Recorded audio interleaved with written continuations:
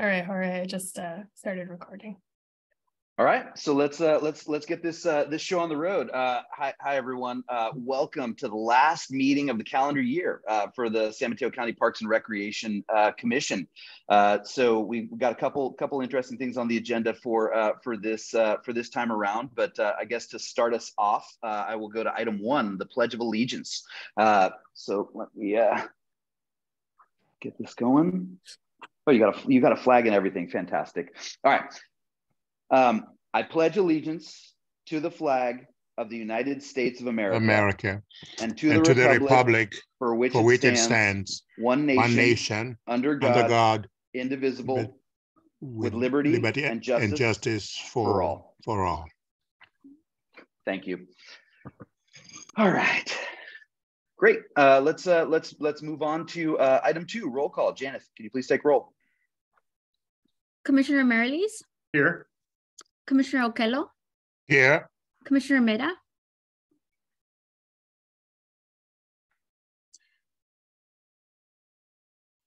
Chair Laguna? Here. And Commissioner Green is absent. Call me. Commissioner Mane is here. My name. Mane. Oh, okay, sorry. My name, not Meta. Gotcha. Meta's here. All right, cool. Thank you. Present. Thank you. Mm-hmm. Excellent. All right. So moving on to item 3, we need to again adopt the resolution to continue meeting virtually. So given the guidance that we discussed, I forget if it was our last meeting or the meeting before, we will plan to continue to meet virtually until the start of March, when we'll return to in-person meetings. So we'll probably get an opportunity to talk a little bit more about what that's going to mean and how we're going to be moving forward. But for now, I think we'll just adopt this resolution here so that we can meet today, and then we'll figure out as we get into next year how we will be making that transition. Actually, one question for Brian.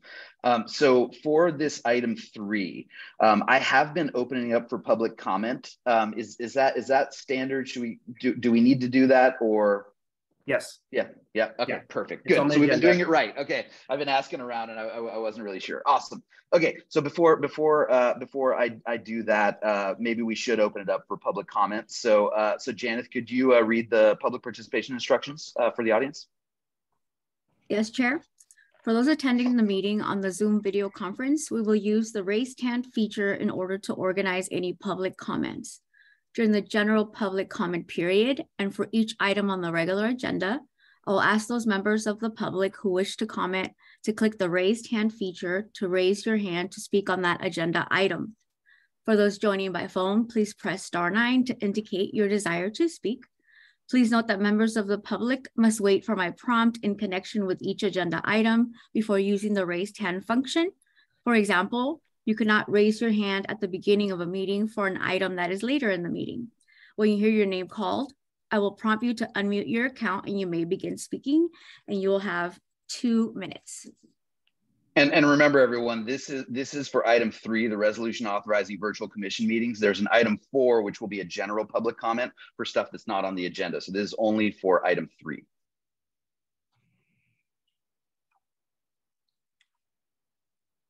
And I don't see any hands raised for item 3. All right, fantastic. All right, so given that, I'm going to move to adopt a resolution authorizing the Parks Commission to meet virtually in December. Do I have a second? I'll second. Fantastic. Janet, you want to take roll? Commissioner Marilis? Yes. Commissioner Okello? Commissioner Mane? Yes. Commissioner Okello, yes. Okay, thank you. Chair Laguna? Yes. Thank you. Motion passes. Fantastic. All right. Now we're going to move on to item 4, which is public comment. As I mentioned before, it's an opportunity for individuals to address items that are not on our agenda. So Janet, maybe we can open it up for the public. Sure, we're now opening public comment for item number 4. If your hand is raised, your name will be called. Once again, press *9 if you're calling by phone. I don't see anybody on the call by phone, but just in case. And let's see, let's give it a couple seconds. There is nobody on the line for public comment, Chair. Okay. Great. All right, so so from here we'll move on to item 5, the action to set the agenda. Would someone like to make a motion? So Make a moved. motion to set. Is that you, Commissioner Mane? Yeah, I'd like to make a motion to set the agenda, please. Great. I will second. Roll call, please. Commissioner Marilis, Yes. Commissioner Okello, Yes. Commissioner Mane, Yes. Chair Laguna. Yes. Thank you. Motion passes. Awesome.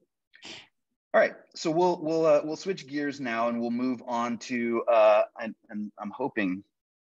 Through the chair, Michelle let me know after once I sent out the notice for the agenda, and she let me know at that time that she would not be able to make it. She's at a one of the Mid-Penn 50-year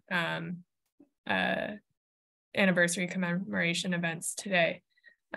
So unfortunately didn't have a chance to update that on the agenda that she would not.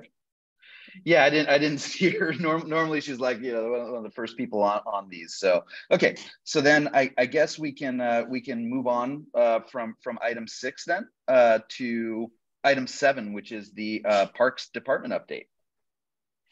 Chair Laguna, the department's update was included in the overall packet, and I am happy to answer any questions that the commission may have on that information or anything else regarding the department. Perfect. Yeah, I actually have a couple questions, but maybe I'll open it up to the other commissioners to see if they have some questions or want clarification from the update.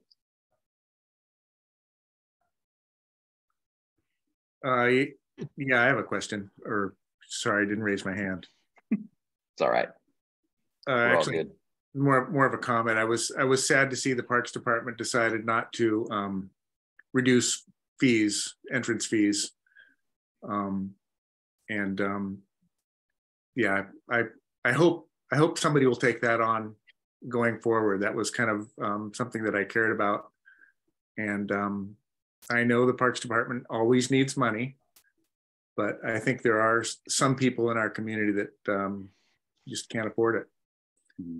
And whereas people that live next to the park don't have to pay because they don't have to park. So yeah, I think there's a little bit of a disconnect, and I hope somebody works on that moving forward. So thanks. All right. And actually, so you want to go ahead?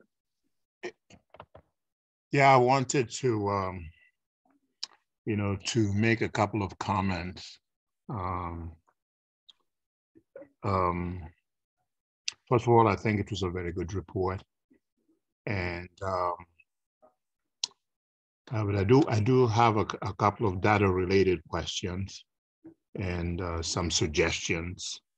For instance, I used to be a Parks and Recreation director, and every year we had summer camp, and we made sure that the last 2 weeks of the camp, every weekend we took kids for 2 overnight camping, and that was usually at some McDonald Park or Memorial Park.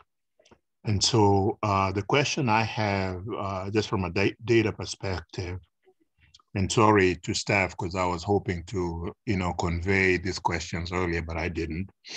A few questions. One, how many groups, for instance, reserved camping facilities in our parks for instance, this past summer, or for however many years, you know, we keep data.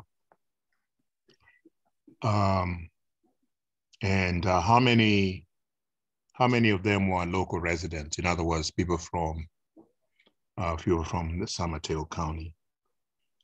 And how many were, and I hate to use the word disadvantaged communities, I'm going to call them economically depressed communities.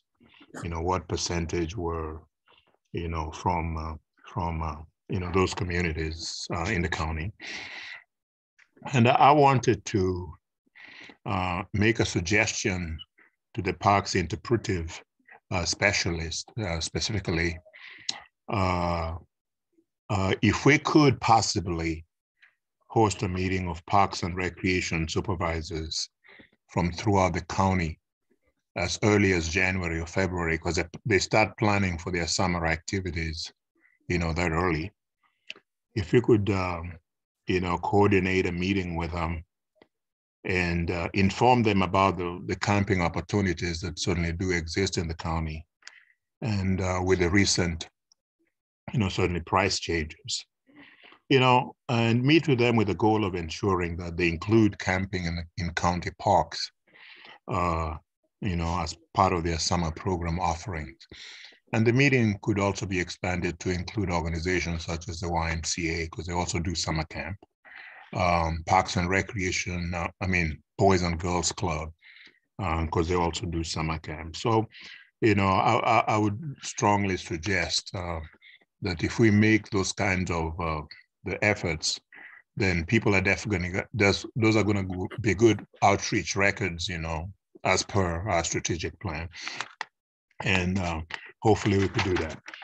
And then on the Mariposa program, I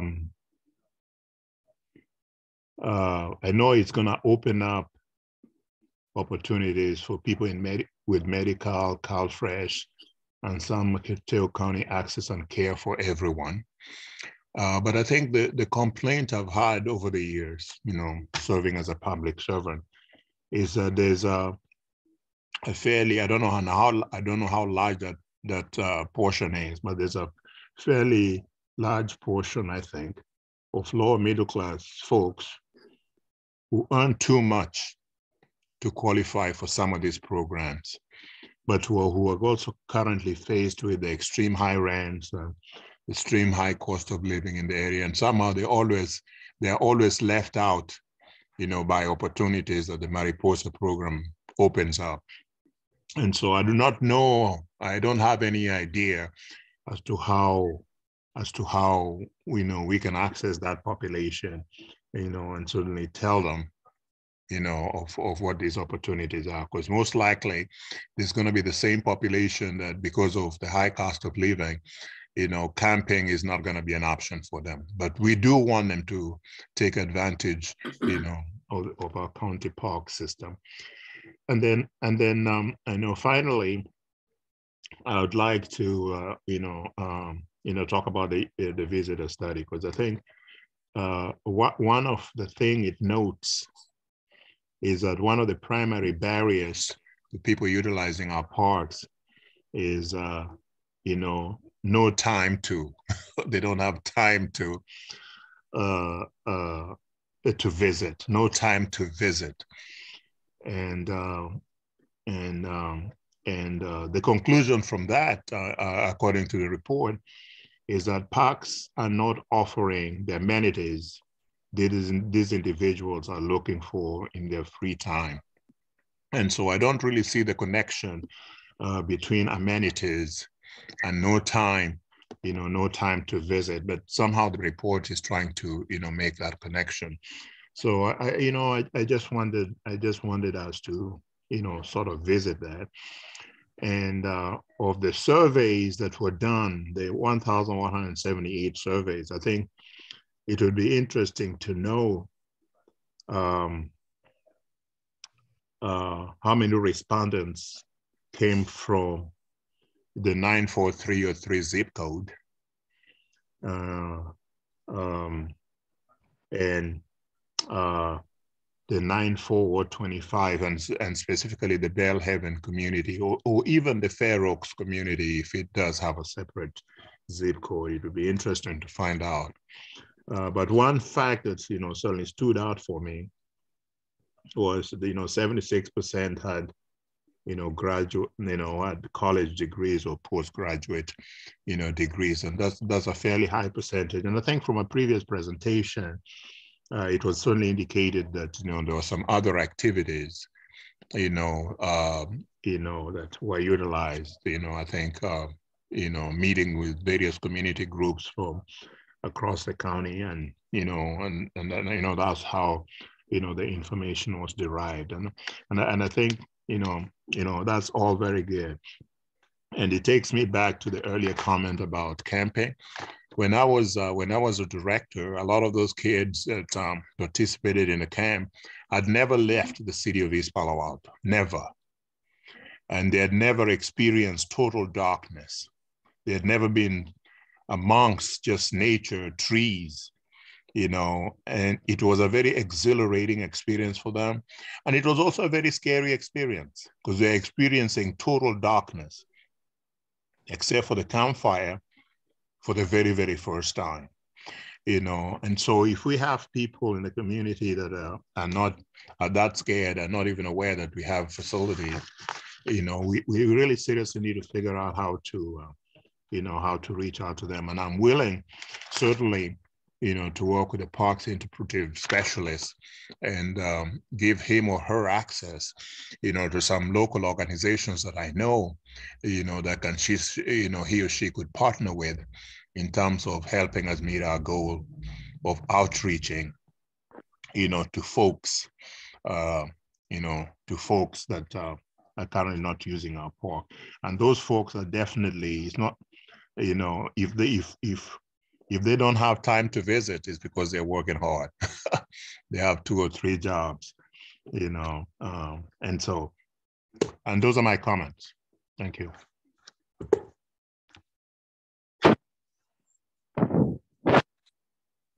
All right. So I don't know, Nicholas, if you want to address any of that, or how you want to. Through the chair, I think high level, there were several points that Commissioner O'Connell made that, I certainly would be happy to kind of touch upon a little bit further. I think first is the vehicle entrance fees, and Commissioner Merrilee's hit on that as well. I think for us, we have to go off of the best available data we have. And that right now is the 2015, 2016 visitor use non-use study. That included focus groups from Pescadero, East Palo Alto, North Fair Oaks, and the North County. And what we learned through those focus groups is that the vehicle entrance fee is not perceived as a barrier to access. And so we have to rely on that data and not make assumptions, but instead listen to the feedback we're receiving. And for us, that's a driver behind the programs that we created and the perspectives that we have as a department. If new data comes to light for us, then we certainly will want to reevaluate that and consider the new data that's brought to our attention. But right now, what we're hearing is the $6 vehicle entrance fee isn't a barrier, but instead is a great value. Commissioner O'Connell also talked about groups and making sure that groups are aware of the change in fees. The camping fee change didn't impact group camping. It was only family campsites. So if a group were to reserve a site at Worth or Redwood Flat, those were not impacted. So they remain the same as they were before. And we have started putting together data on the number of reservations made both at the family campsites as well as the group sites, so we can compare year over year. As part of that, I can ask staff to also include where individuals are reside, where the individual who made the reservation resides, so we can also take a look at where our campers are coming from. What I can tell you is, based on last year's data, 72, almost 73% of all reservations at Memorial Park were out of county. So it's a very popular place for individuals who don't reside inside the county. And so we want to be able to look at that data. And Commissioner O'Connell asked where the almost 1,200 survey responses had come from for the Interpretive Program Strategic Plans survey. A vast majority of surveys came from the zip code that includes North Fair Oaks and East Palo Alto. The problem is that zip code also includes Menlo Park and Atherton. So we use the zip, but I can't tell you if the individual who submitted it lives in North Fair Oaks, lives in Menlo Park, or lives in Atherton. But the most but there were a number of individuals from that region that submitted. We also had a number of individuals from the San Mateo area that submitted, as well as the coast. And then, you know, as far as no time, I think it's important to be able to elaborate on that. We recognize that there are a lot of families in the county with parents that work multiple jobs and work 6 or 7 days a week and work sometimes 2 jobs in one day. And so absolutely no time means no time. And we have to, and for us, the way we can best serve those families is engaging with organizations like Casa Circulo out of North Fair Oaks that helps provide a area for a location for kids to go to when their parents are working. And so for us, we've brought Casa Circulo to Huddard Park. We're coordinating a visit in February for Casa Circulo to go to the Fitzgerald Marine Reserve and experience the tide pools in the ocean. And we are looking to do the same thing with organizations throughout the county. So we do recognize that for some families, no time literally means no time. For others, no time means if I have 2 hours to spend with my family, am I going to go hiking, which is really the bread and butter of the San Mateo County Park System, or am I going to go kick a soccer ball? Well, we don't have any soccer fields in the San Mateo County Park System. Am I going to go on one of the best playgrounds in the area? Well, right now our playgrounds need to be updated. So for other families, no time means that the limited time they do have to spend together, they're choosing to spend it not in a San Mateo County park. And I think when you look at data collected at the state level, as well as the regional level, one of the biggest barriers to access is that agencies are not providing new and much desired recreational opportunities. And that's what we're trying to address. And that's what the Flood Park project is. That's what the Quarry Park pump track is. That's what opening up to dogs was. And we look forward to continuing down that path.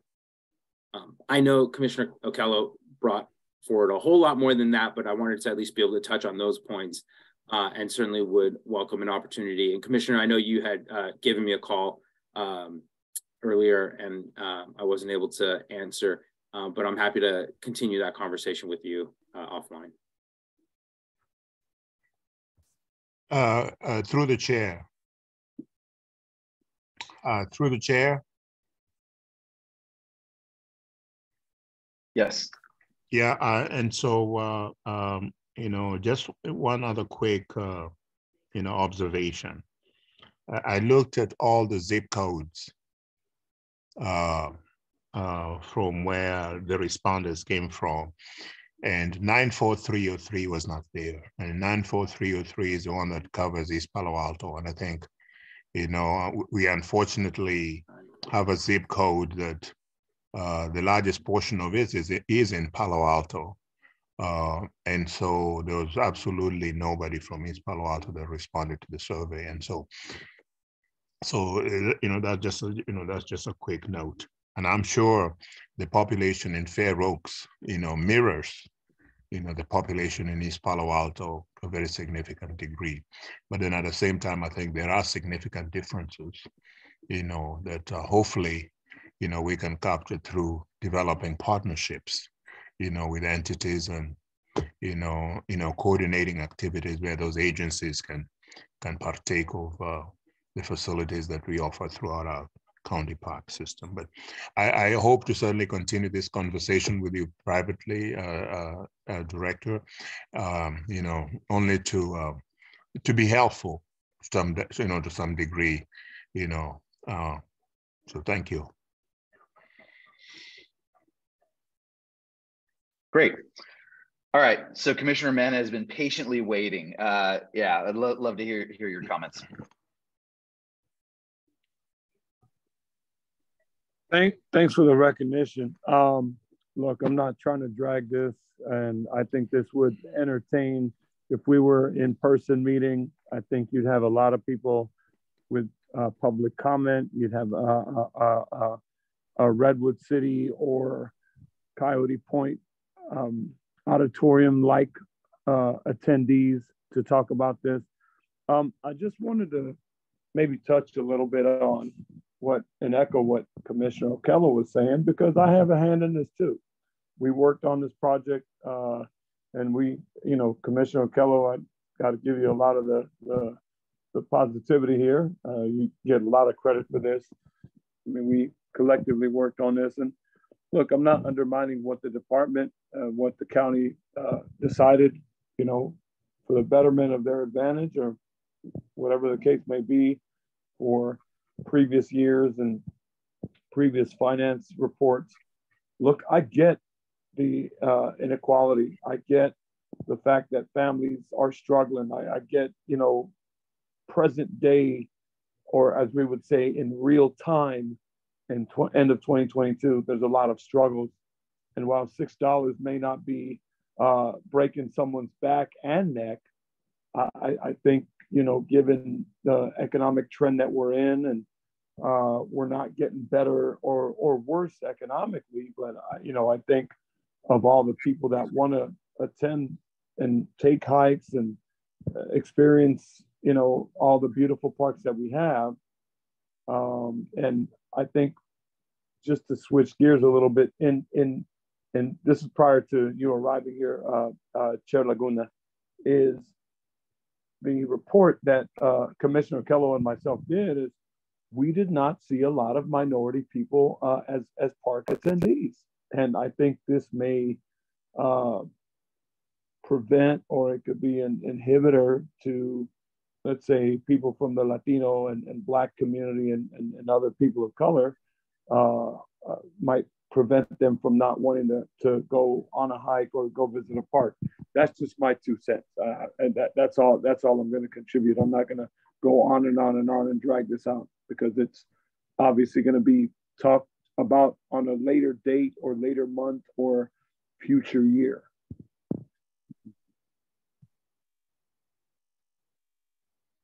Commissioner Merriles, you had another comment? I did. This is just too much fun. This is my last meeting, so there are a couple things I need to get in. Oh, this is your last meeting. You see, I've been asking Hannah and Nicholas as to whether you'd be showing up for another one. Oh gosh, okay. You'll be rid of me. Yeah, you have the floor.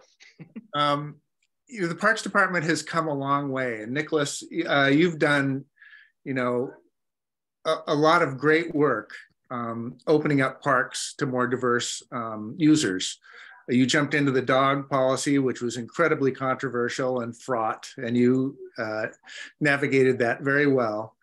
And you jumped into the pump track, which was, hundreds of screaming parents, and you got it done, and everybody's happy, and that's wonderful. But looking back 10 years, 12 years ago in the Parks Department, where we've come from is we've come from a Parks Department where no bikes were allowed in the park system at all. No dogs were allowed in the park system at all, which is really rare for park systems around the Bay Area. So rare that there are no others. And we were basically an equestrian and hiking park system, which really caters to a kind of the well-heeled San Mateo County residents and not too much else. And so we have come from that, and we're changing and we're going in the right direction. But that's where we've come from. And I think we still have a long way to go, but if it's anything like the last 2 years, then we'll get there. And I wanted to compliment everybody on what a great job they're doing. But since we were coming from a place that no other Parks Department was coming from, every once in a while, it's nice to look back and remember that that's the impression that people have of the park system. And we're trying to change that. We're trying to get new users, and it's all working, and it's going to happen. But yeah, we still have a little bit further to go. So thanks, everybody. Great. Meta, did you still have your hand up? you have another comment? Sorry, I forgot to put it down. Oh, sorry. All right. Yeah. Awesome. Okay, so I had just a couple comments, and then we can keep moving on here. But I did have, well, let's just continue along the lines of the parking. So am I to assume that the changes are going to take effect next year for like 2023? The raising of the camping and those things, is that like first of the year? Chair Laguna, yeah, sorry. When you said parking, I wasn't sure if you were talking about Quarry Park parking lot. Oh yeah, sorry. So the camping fees have effectively gone into place because you are now, as of Monday, last Monday, you're able to book reservations at Memorial Park for Memorial Day weekend, which is the official start of camping season at Memorial, which I'm really excited to say that we sold out in 15 minutes. Even with the new rates, 15 minutes, every side at Memorial Park for Memorial Day weekend, gone, which is amazing. And I think it reflects the changes in how the public likes to recreate. I think it reflects the fact that we've put a lot of work into Memorial Park to make it what I would consider one of the most amazing campgrounds you will ever visit. And I think it reflects that our rates are fair, and the value you get for what you pay is really something special. Mm-hmm. Awesome. As far as annual passes, that will go into effect January 1. Okay, good. Okay, that makes sense. And I guess related to that, and yeah, I mean, I would echo some of the comments about, like, you know, the fact that we didn't remove all fees and all that other stuff. I mean, obviously, I would have loved for us to go a little bit further, but at the same time, and I think I read in the update, like up to about 20% of San Mateo County residents can actually apply for this free annual pass. Is that right? Chair Laguna, 20% of the residents of San Mateo County are eligible for the Mariposa program, which allows you to get a free annual pass, which provides free vehicle access at 7 of our 24 parks. The remainder of the parks, so we charge at 7, and the remainder don't charge a vehicle entrance fee. So kind of high level, all 24 county parks are free to access. You can walk in from anywhere. You can park in a nearby area and walk in. You can ride your bike on the Bay Trail and access Coyote Point that way. All of our parks are free to access for pedestrians and bikes. And it's only that we charge a vehicle entrance fee at 7 of them. And again, that's just for vehicle access. And the Mariposa program would essentially allow qualified low-income individuals to receive a free annual pass. Got it. And then I think I might have asked this in a previous meeting, but what are we going to do to kind of like market or communicate some of these changes? Because obviously, you know, I don't know if there's already kind of like some form of a gap in terms of folks knowing that this program is available, but just wanted you to refresh my memory in terms of like what's being planned to be done to make sure that folks are aware of this program. Absolutely. So with regards to camping fees, it's been posted on our website. It's been posted on social media. We'll be including that in our e-newsletters. And so we'll be informing people. I was thinking more of their Mariposa part of it. Yeah. And so the Mariposa communication is a bit more unique in the sense that it's has to be more targeted than general communication. So we are working with the Human Services Agency, who is the entity that will have the direct communication at first with qualified individuals. So we're working on a communication plan, a recording, so that when eligible individuals are calling to either update their benefits, enroll in benefits, ask questions, you know, when you get put on hold, there's those recordings you hear. That is one technique we will use. We will have paper flyers in HSA locations.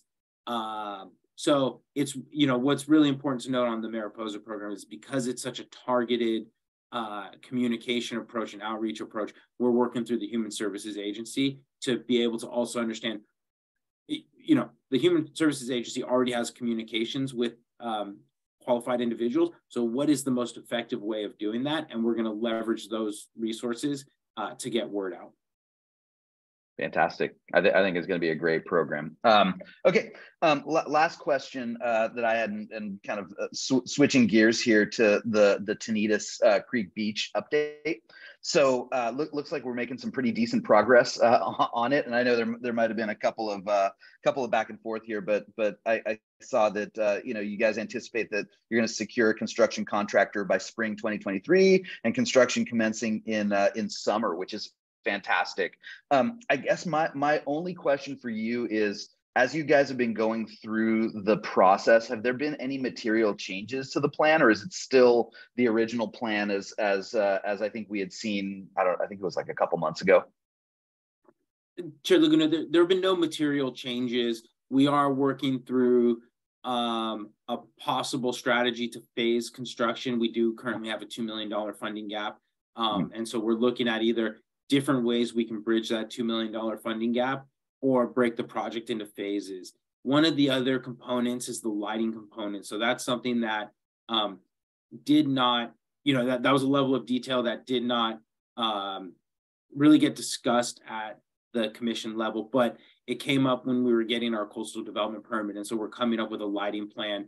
And, the important points to highlight is that what we would like to be able to do is have lighting that is built on the underside of the handrail on that ADA accessible path between the mid bluff and the parking lot, have it built on the underside, and have it be at a both a warmth level and a foot candle level that is low enough to not have an impact on surrounding habitat or have an ecological impact or ruin the ability to enjoy sky gazing, but also be bright enough that allows you to safely get from the mid bluff to the parking lot. So that's what we're working on right now. Other than that, the only other change that I could think, the only other change that happened, but that again, I wouldn't consider this a big material change, is we were proposing a boardwalk on the beach that would take someone around plover habitat. Yes. We've removed the boardwalk because we felt like it wasn't going to be able to accomplish what we wanted it to, and it could have, in the end, actually had some impacts that we wanted to not have. So we pulled the boardwalk. Everything at the parking lot, everything at the mid bluff, all of that remains the same. Fantastic. Thank you for the update. Meta, you had your hands up? Yes, a question and a comment. Director Calderon indicated earlier in his comments that 76% of the reservation were from outside of the county, and so that sort of concerned me a little bit. And so, because there are two things that are sort of battling each other. The county needs, the department needs to raise money. So wherever it comes from, it's fine, because we got to meet our budget goals. But at the same time, I think we do have an obligation, to our local residents, because they're really the taxpayers. And so is there any way we can sort of achieve both? And what I would like to suggest, and I've seen this in some communities that have very, very popular recreation programs, where they give local residents the first 2 weeks of registration is exclusive to local residents. And then it's only after that that they open it up to the rest of the, to the rest of the world, so to speak.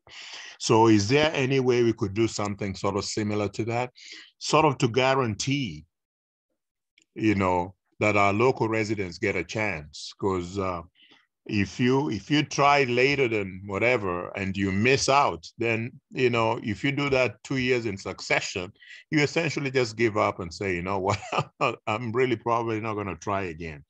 And so I'd like to suggest, if that is not in place, it's something that we may consider doing. Yes, Memorial Park is popular. So the first 2 weeks when registrations are open, reservations are opened up, only San Mateo County residents, can reserve any space in the park. After that, then you can open it up to the entire rest of the world. Commissioner O'Connell, I think that's something that we would have to really discuss a little bit more. I think the two concerns I have with that is, one, we're not hearing from members of the public that this is a problem. So we're kind of coming up with a solution for a non-existent problem, or at least one that we haven't been made aware of. And the unintended consequences of doing so could be far greater than any type of benefit from doing so. So I think, again, going back to my comment with, say, the vehicle entrance fees, I think we need to be able to work off of the best available data and not assume that issues are existent when we don't have reason to believe they are. The other thing is, Memorial Park is coming up on 100 years. I myself have family members who have been camping at Memorial Park for over 60. There are residents in the county who have been going there for 3 generations, but we also know that there are individuals who camped at Memorial Park with their grandparents, and they moved outside of the county because maybe it was not affordable for them to live in the county, or because they pursued employment opportunities elsewhere.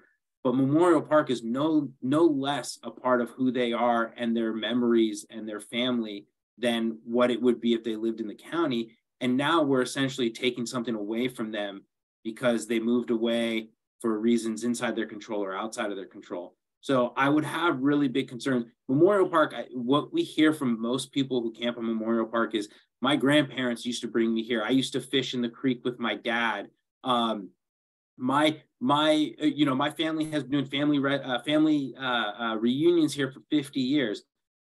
If we make it harder for them, I don't necessarily know we're better off for that. Can I comment on that? I don't think we're making it any harder for them. All I'm saying is that the data that you provided to us indicates we have a problem. So the community doesn't have to tell us that. If 76% of reservations are from outside of the county, that is a problem. 24% are from the county. Yes, people have been using it for the last 100 years. There are a lot of recent immigrants that have just been in this country for within the last 50 years. Okay, and so, we can't ignore them. So all I'm saying, we're not shutting out people from other parts of, people from outside of the county of San Mateo. We're not shutting them out. We're just giving a 2-week preference for people that are inside the county, so that we can increase at least this percentage from 24 to at least 50%, because we are trying to outreach to populations that we are concerned about them not utilizing our facilities. You see what I'm saying? And so we need to at least make an effort beyond just simple outreach, And if we could do something like that, and we're not shutting out all the other folks, because after 2 weeks, anybody can reserve a spot. Because we know the entire county, a lot of people don't even know. So in 2 weeks, they're not going to fill up all the slots. If they do, then that's good. If they do, that's good. So, Commissioner, I'm happy to come up with a way that we might, I think if the intent is to find a way to work with, say, community-based organizations that serve communities like East Palo Alto, North Fair Oaks, Daly City, Pescadero, North Central, and San Mateo, and work with them to set aside sites for those communities, so that the issue of people from outside the county, or either maybe more fortunate individuals from inside the county, scooping up all the sites. If the intent is to try and set aside sites for these communities, that's already included in the interpretive program strategic plan. But recognizing, one, how people reserve campsites, by doing what you're proposing, I think you will actually make it worse. And the reason I say that is because people will book 5, 6, 7 campsites and then try and find people to go with them. And then they release them, say, 2 weeks before they're going to go. And then those sites end up getting unused because people ended up booking more than they actually were going to use. And now you've actually taken opportunities away. But if the intent is to work to try and make Memorial Park more accessible to residents of underserved communities, then I think there are far better ways of going about doing it. It's already included as a recommendation in the interpretive strategic plan, and it's already something we're looking at how to accomplish. I'll add a few more comments, and then I will keep quiet. And perhaps, this is something, that needs some extended discussion, discussion later on.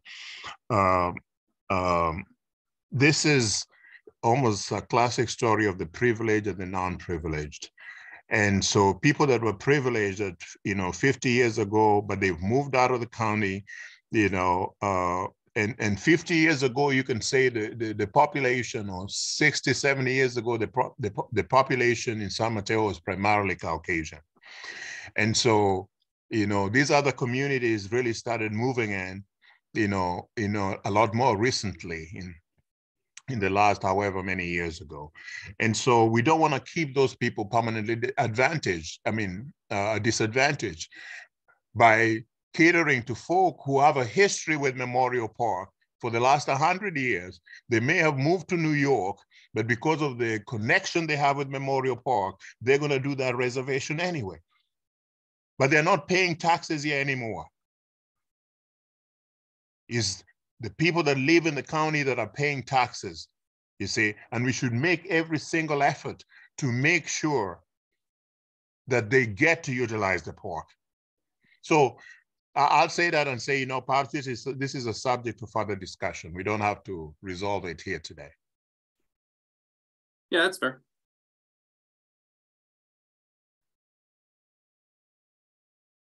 Okay. Good. So pretty robust discussion there. Thank you, Nicholas and park staff for putting all that together. I guess just to keep things moving along, maybe what we can do is open up item 7, the Parks Department update, for public comment. Thank you, Chair. We're now opening public comment. If your hand is raised, your name will be called. Again, note you have 2 minutes, and I do see Carolou and Young with their hand raised. So let me go ahead and start the timer.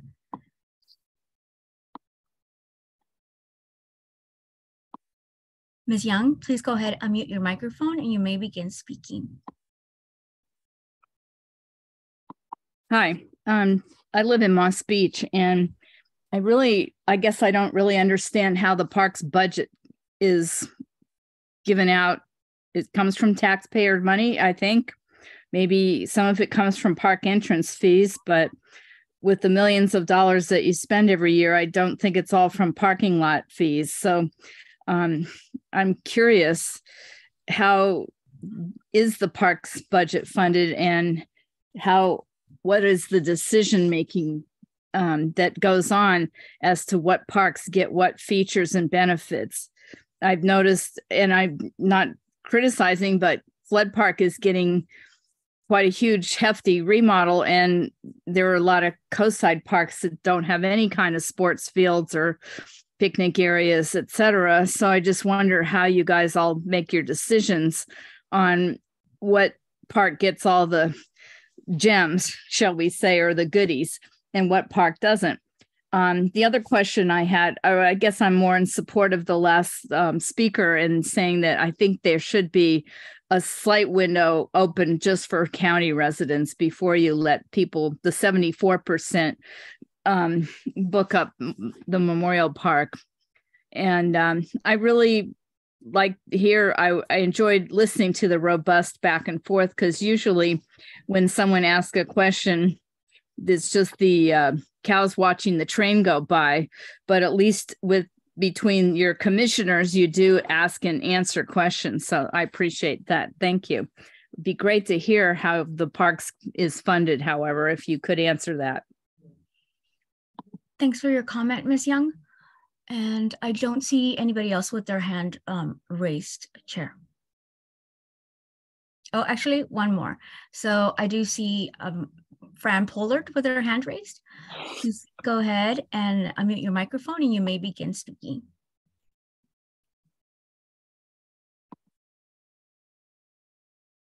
Hello, can you hear me? Yes, go ahead. Yes. Okay.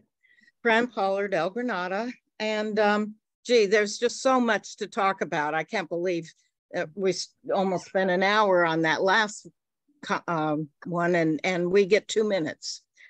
But out of 735 pages, I mean, I can't believe you could write all that. And yes, you've done a lot, but also there have created some problems for our neighborhood. And so I hope we did send you our comments months ago when this first was brought up, when the master plan was brought up, and we resent it again yesterday. So I hope Fran, sorry to yeah. cut you off, but I think you're talking about the Quarry Park master plan letter. Is that correct? Yes. That's a different item on the agenda. What is this? This is the department update. Well, isn't it concerning Quarry Park? That specific item is on the agenda next. Oh, sorry. No, you're Thank right. you. Well, you're always welcome. Thank you. Thank you, Ms. Pollard. And I don't see anybody else with their hand raised, Chair. All right. Thanks, Janet. All right, so with that, we will move on to our regular agenda, item 8. So there's 3 items under 8 for December. The first of which is the commission meeting schedule for 2023. And so hopefully the commissioners were able to review the packet. There were a few key components that were attached to the proposal. So I think just to kind of recap it real quick, and then we can have a discussion around what our thoughts are and how we want to move forward with this, right? So one is that the new proposal actually is to continue to meet monthly with 11 regular meetings total, with no meeting in August.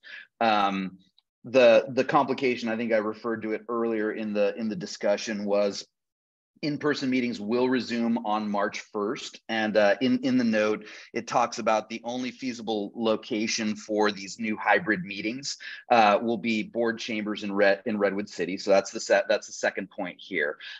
So I guess personally, right, I feel like the monthly meetings have definitely made us more effective as a commission. I think we've been able to cover a lot more territory and be able to kind of go a little bit longer on things because we do have more times to be able to kind of get together. But given kind of the imminent changes, right, to meet in person, I wanted to discuss this prior to making a motion to kind of adopt the proposal. So I'd love to open it up to the commissioners, get your thoughts about the proposal, and yeah, just kind of talk through what it is that we think we want to move forward on as we're moving into 2023.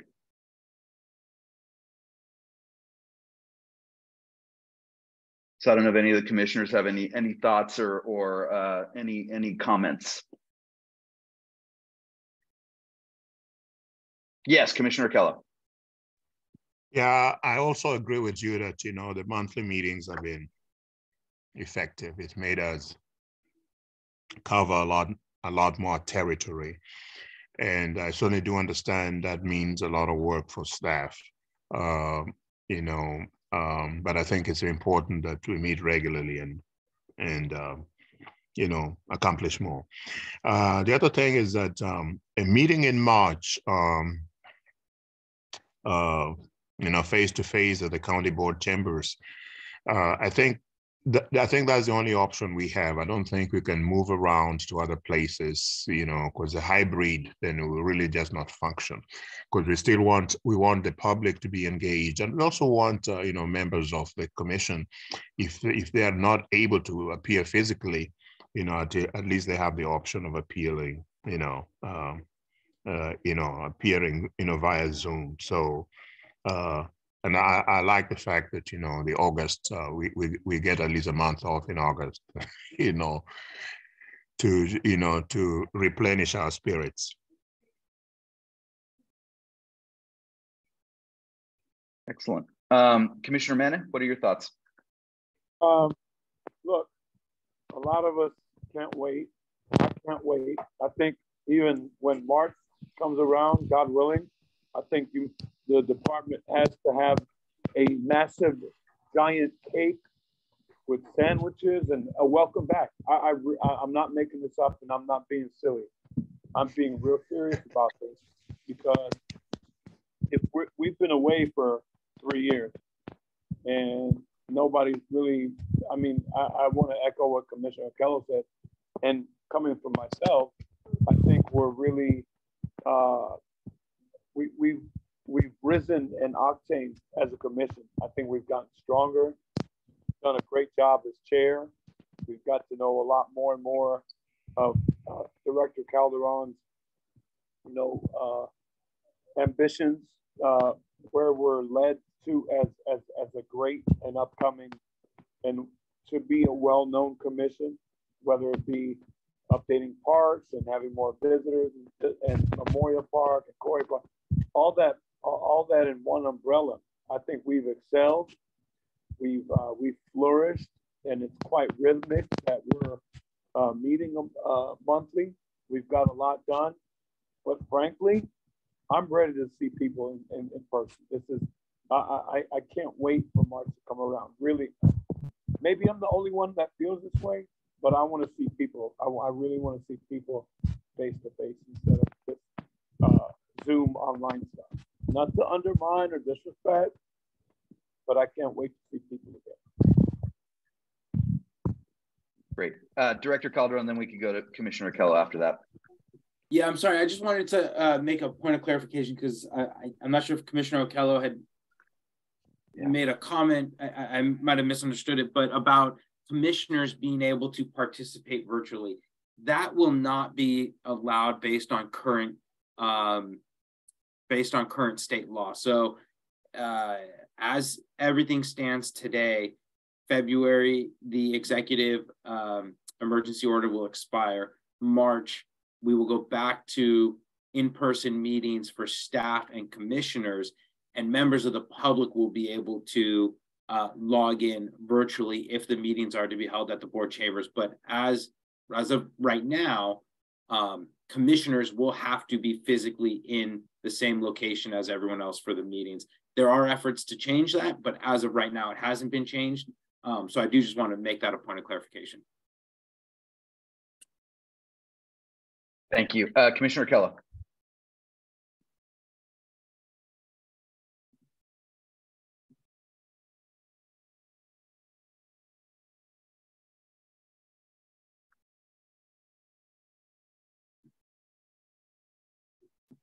Commissioner Kello, do you have your hand raised, or was that still from before? Oh, yeah, I have my hand raised. I'm sorry. I was speaking without unmuting myself. I would like to have further discussion on that. And I do respect the fact that, the law is very clear as to what can and cannot happen. But then I would like to continue some discussion with the director and probably with Brian as well, because I think there's some special circumstances where, the reason why I made that comment. Thank you. Okay, and so I get, well, actually, but before we go and start talking about kind of what our options are here, wait, Commissioner Kelly, do you have your hand raised again? Oh, it's down. All right, Brian, would you like to weigh in? Yeah, I just want to clarify. I mean, so as far as kind of appearing, telephonically or remotely, kind of the pre-pandemic, Brown Act rules would apply. Which, so if a member wants to attend telephonically, you'd have to notify in advance. That would be on the agenda. That member would have to post the agenda on the outside of where they are and allow the public access to their kind of remote residence. So that's one kind of remote attendance option. It's basically pre-pandemic Brown Act rules. Secondly, there is Assembly Bill 2449, which takes effect January 1st, 2023.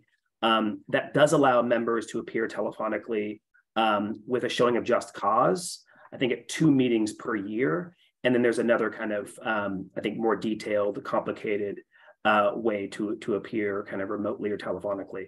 So just wanted to kind of clarify that for the record, that there are still ways for folks to appear telephonically.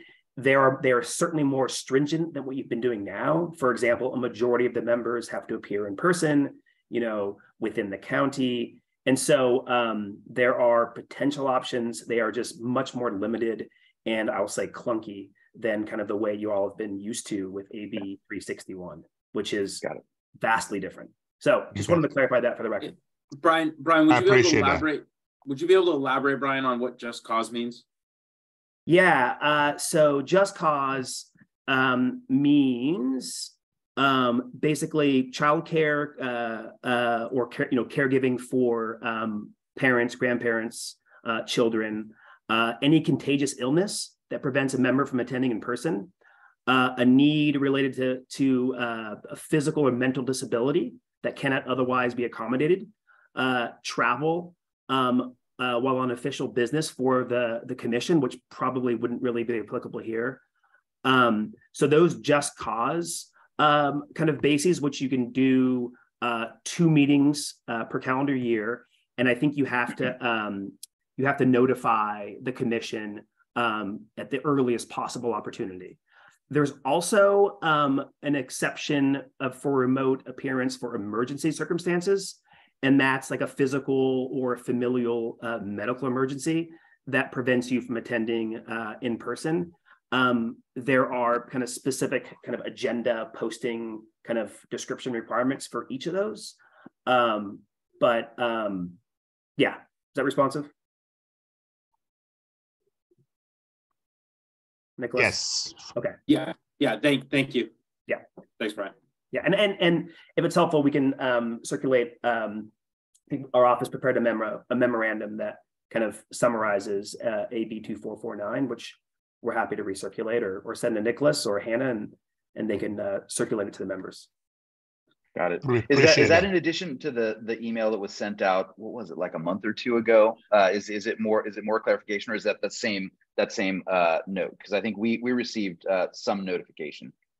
Chair Laguna, you received the email from the county manager. I think what Brian referring to is the legislative memo written from the county attorney's office. Got it. For boards and commissions. So yeah, Brian, if you could send that to Hannah and I, and Hannah will distribute to the commission. That'd be awesome. We'll do, actually, Brian we'll include it in our next meeting packet so everyone gets it and the public can see that as well. Yeah, let me just make sure before I promise that it isn't privileged. Yeah. Sharing a potential work product or attorney-client privileged communication with the world. So let me just let me run that down. But certainly it can be a member's memo. Great. Thank you. All right. So before we kind of figure out how we want to move forward with this, Commissioner Merrilees, I'd love to just get your thoughts as well. You've seen kind of the ebbs and flows of this commission. I'd love to just get your thoughts kind of on the way out in terms of not only just how the monthly has worked versus how it worked before, but also in terms of our push to come back to the in-person meetings. I was going to abstain from this one. This was going to be I want your input. Come on. Yeah, no, it's going to be hard to get there for every single meeting if you're meeting monthly. This is volunteer. You generally want people on the commission that have busy lives, that are interacting with lots of people, that are working, that are not. So I think it's going to be harder when you have a meeting. Takes an hour to get there and park. Then you have the meeting, and you're going home during commute period, so that's another hour. So it's a much bigger deal. This has been, it's a pandemic, and that's bad. But it has been much easier to attend these meetings. And I worry that if you have too many absences, people are going to lose enthusiasm and fall away. After all, it is unpaid, and you could see people kind of dropping out. So I guess that's what that's my 2 cents. Be careful about meeting too much when you have to go back to a more formal system. Yeah. And back in the old days, we did meet often, but it was you'd meet every 2 months formally, and then you could have subcommittees that could meet in between. So you could still get a lot of work done, but it was a different way of skinning the cat. Yeah. So well, and that's actually a great segue, because I think there's a couple ways we can go about doing this. I talked briefly with Hannah that especially given that we have some new members that will be coming shortly, that we could kind of put the proposal through as is, and then once we get the new commissioners on, we might be able to weigh it once again. So I think that's one way that we can go about doing it.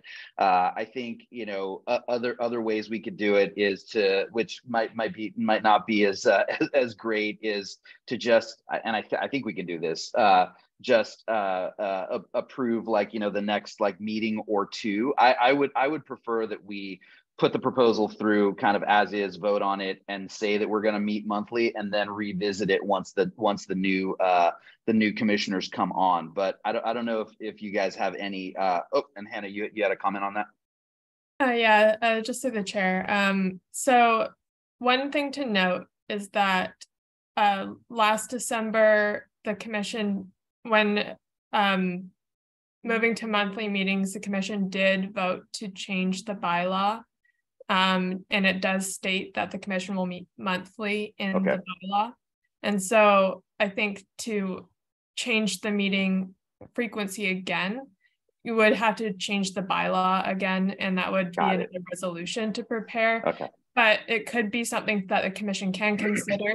And it might be worth considering a more flexible wording about frequency. And it's just something that the commission can elect to define at you know, on an annual basis about meeting frequency and setting the calendar. But for the purpose of setting the calendar for next year, I do think there's opportunity to revisit, but it would have to be through a process in which the bylaw will be amended. Yeah, well, and my preference would be to have to do this once we get kind of all the new slate of commissioners on as well, and who knows, right? Maybe it'll be a non-issue, and we'll just go through next year meeting monthly as is. But yeah. Commissioner Keller, you had a comment?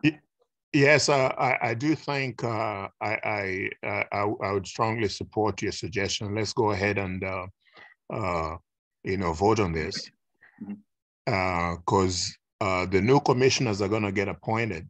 They'll get appointed knowing that this commission meets on a monthly basis, so it's not going to be a surprise to them. So they're going to have an opportunity to accept or not to accept the appointment. And so let's just, you know, go ahead and approve it or take a vote on it. And if it becomes an issue, we can always, you know, open up the discussion again on it. Great. Commissioner Manny, you had a comment? Yeah, I also am looking forward to, in hopes and God willing, that we have we've had a very, I would say, very productive 2022 year. We've met more frequently. We've had a really good chair that's taken command and led us through this calendar year. I would like to meet offsite. Maybe, I don't know if that's something that we can brainstorm. Tinnitus was something in our, I would say, pre-COVID. We had a successful meeting, and we had a lot of people who attended, and we had a lot of nonprofit and volunteers and people that attended the meeting. I think, and we got to walk the beach, and we got to, visit Half Moon Bay, and I thought it was, it was great. I thought Commissioner Maryless had scoped it out. I think he's a Half Moon Bay resident, so maybe just to ponder, let's try it for an offsite meeting, and since we're in some normalcy of I respect people maybe not wanting to meet or not wanting to be so close together. Maybe some folks are still hesitant and worried they might catch something, but how about the outdoors? How about we plan for one or two in the calendar year for whomever's going to be the new commissioners or chair, or whether the department deems it okay, great, let's meet off site. Let's have one or two meetings a year off site. So I guess maybe there's a question for Nicholas or Brian. What I guess, what would it take to do that, given that it feels like we're moving towards more of that hybrid kind of approach? Would that be something that that we could do for, like, you know, set it up for a certain meeting ahead of time, or what would it take if we wanted to do something of that nature? Well, so I think, and Brian, I'll take the first shot at this, and then when I'm wrong on everything, feel free to correct me. So here's the situation. You are not legally obligated to have a hybrid meeting, to the best of my knowledge. And so if the commission were so to choose to have an on-site meeting or a meeting in the park, it would just have to be recognized that that meeting is not going to be in a hybrid format, because we don't have those technical capabilities within the parks, especially if we're doing something like Tunitas Creek Beach, where it's not even inside. So that's what the commission has to balance in this process, is getting in the park, as well as how do you make the meetings accessible. And with that said, meetings in the parks, meeting like the dog meeting at Coyote Point, for example, those are still open to the public, and the public still has an opportunity to attend. And as you all will recall, that meeting was very well attended. So the commission really has to weigh the pros and cons. I will say, you know, for example, a negative would be not being able to have the hybrid format, but I also think a positive would be having the commissioner see the inside of some of these parks that you may not have seen before. Okay. Brian, did I? Yeah, no, I think that's right. And I think that to the extent you all are thinking about having a remote meeting, say, you know, at some point in May or whatever, I would agendize it for the month preceding or the 2 months preceding, and then have a conversation about that location. But I think you all could certainly kind of, if you were inclined, you could adopt the motions before you to set the dates of the meeting. And then as you kind of progress throughout the year, you could set the location. I would probably advise that you kind of agendize that, talk about it, so the public is aware, if that's what you're inclined to do. And then the last point, just to kind of bootstrap on Hannah's point and what's been discussed about the bylaws amendment, you know, that is not agendized for today. So if that were even, you know, contemplated, it would have to be kind of at a later meeting. Got it. Agendized. So just wanted to make that point of clarification. Perfect. Yeah. Okay. So it feels like as long as we have a little bit of notice, maybe down the road, if we desire to do that, as long as we kind of have plenty of notice and we have a discussion around it, that's something that could be possible. Commissioner Kelly, you have your hand up. Yes. I think that the last 2 times that we met outside of the chamber, one time we decided we were going to meet. The other time we were bumped off of the county chambers. We really didn't have much of a choice. So we had to find an alternative place to meet.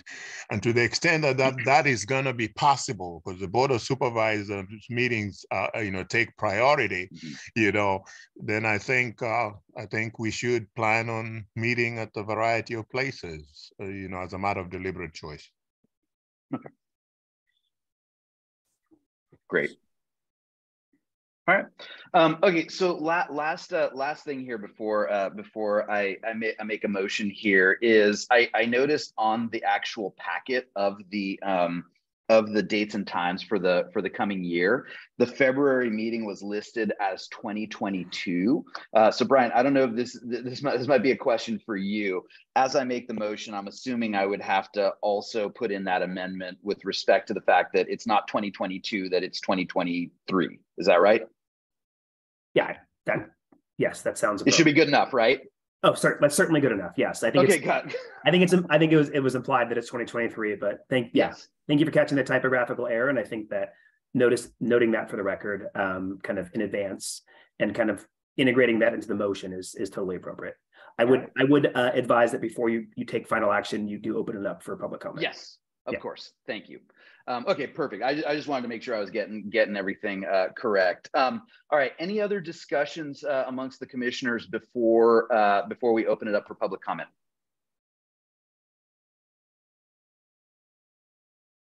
All right. Let's open it up for public comment. We're now opening up for public comment. I do see one hand raised from Carol Ann Young. Please unmute your microphone and begin speaking.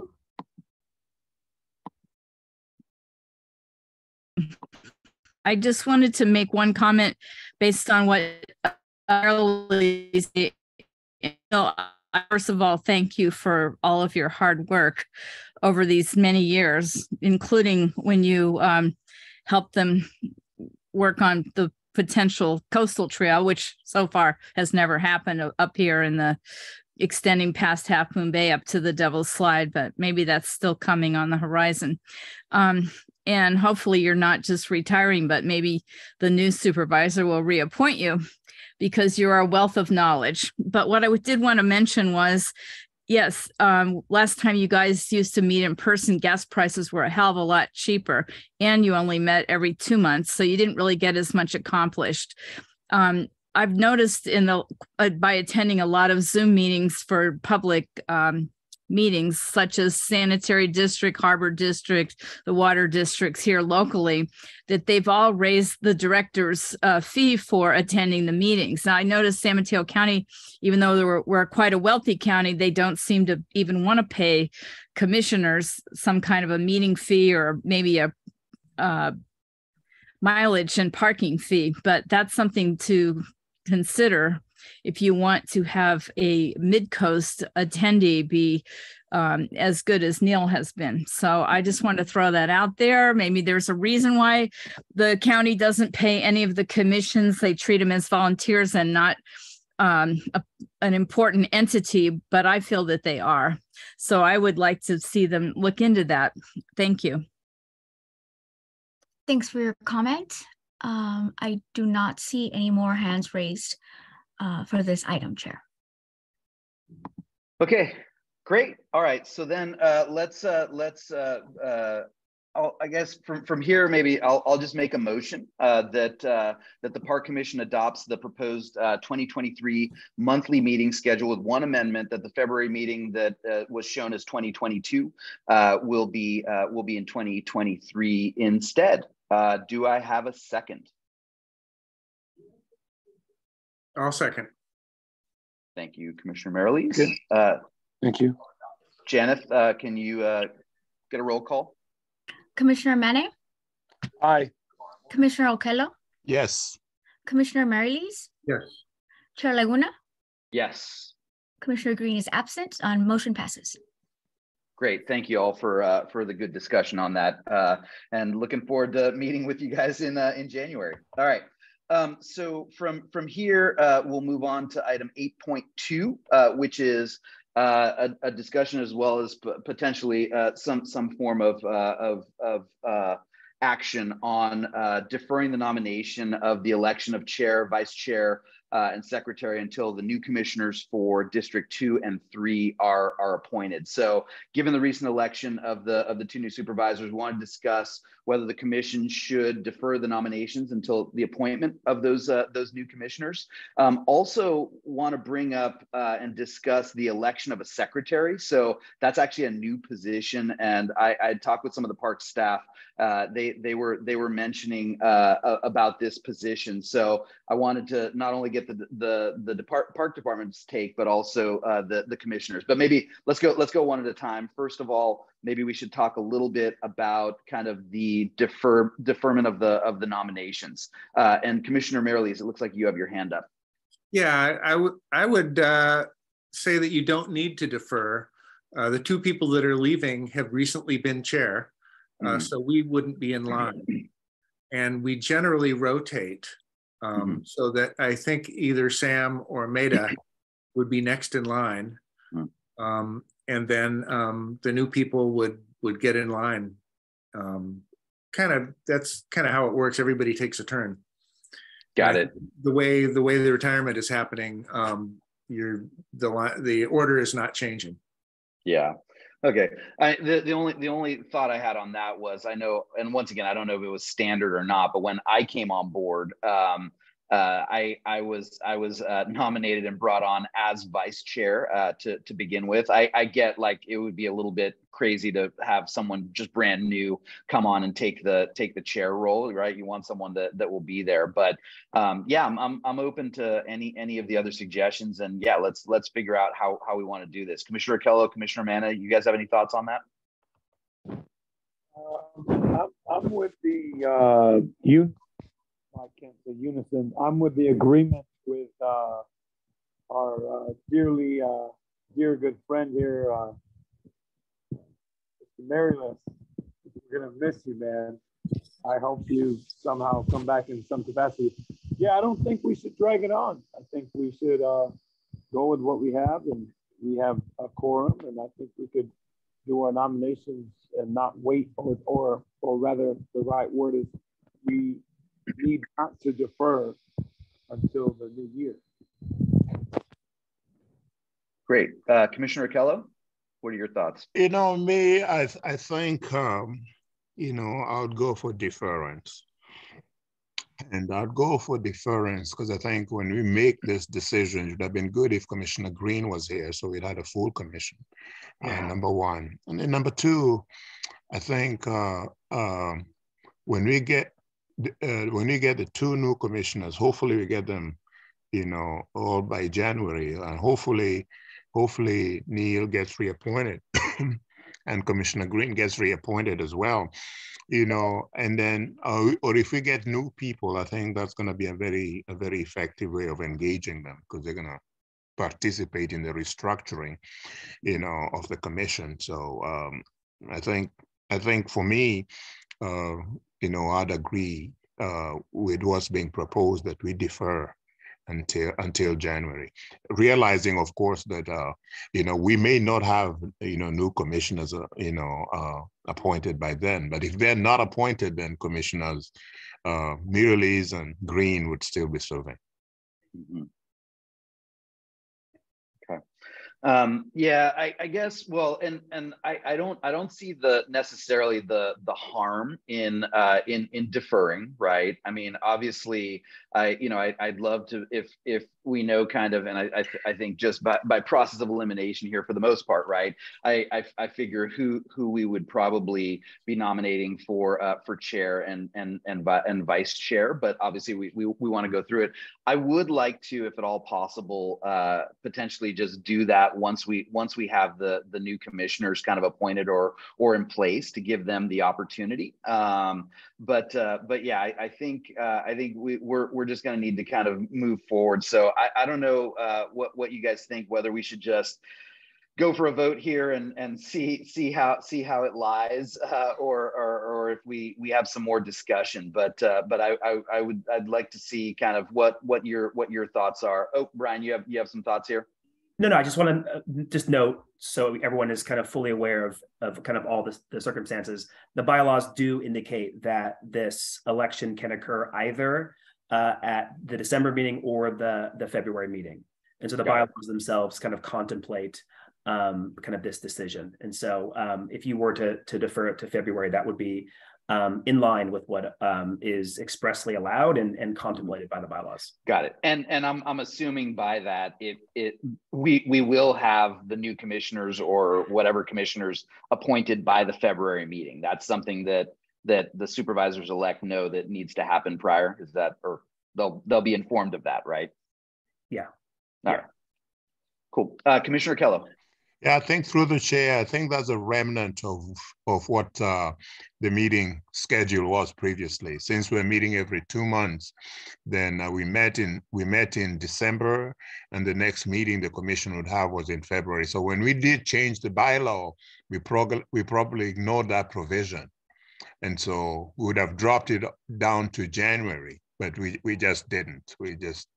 So I think that's why we have the February. Okay. You know, month is from the previous schedule of meeting every other month. Okay. And Neil, do you think I'm wrong?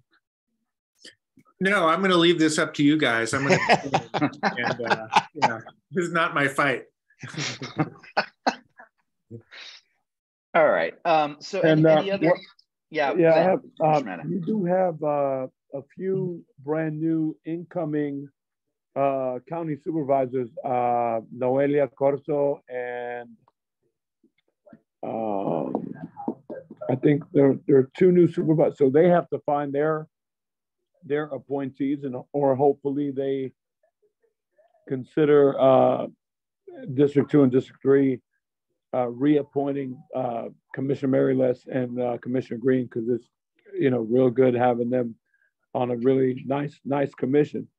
Especially, I think we've grown a lot in the last calendar year since we met monthly. I think we've gotten better and enriched as a commission. So I'm hoping they, the incoming new supervisors, the new elect, make the right decision and keep the commissions that we have. Okay. Good. Any other discussion? Obviously, we'll put it up for public comment, but any other discussion amongst the commissioners before we put it up for public comment?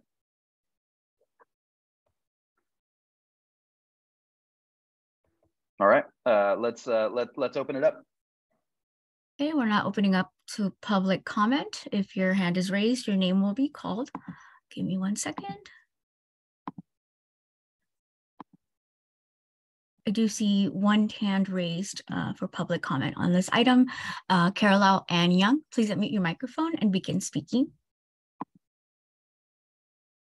Thank you. I just wanted to say that it probably won't be until your February meeting, because even if the supervisors take, their meetings aren't on the first of the month like yours are. So you might not get an appointment ahead of them being sworn in. So that's all I wanted to say. That's maybe why the February meeting was listed there in your bylaws. Thank you. Thanks for your comment. I do not have any more hands raised for this item, Chair. All right. So I guess just to make sure we kind of push this along, I guess what I'd like to do is make a motion to defer the nomination of, or actually, oh, sorry, wait. You know what? I realized we did not talk about the secretary. Maybe we'll talk about that at a later date. But I do want to, at one point, maybe we'll agendize this for a future time, talk a little bit about kind of this new position, right? I don't know if this was something that we had for a while and got rid of, and now we're bringing back. But maybe we'll agendize it for one of the next one of the next meetings, so that we can have a full discussion on it. So maybe that's the way we'll approach it. So I guess with that, I would like to make a motion to defer the nomination and election of the new positions until the new commissioners for District 2 and District 3 are appointed, and this will be for the February meeting.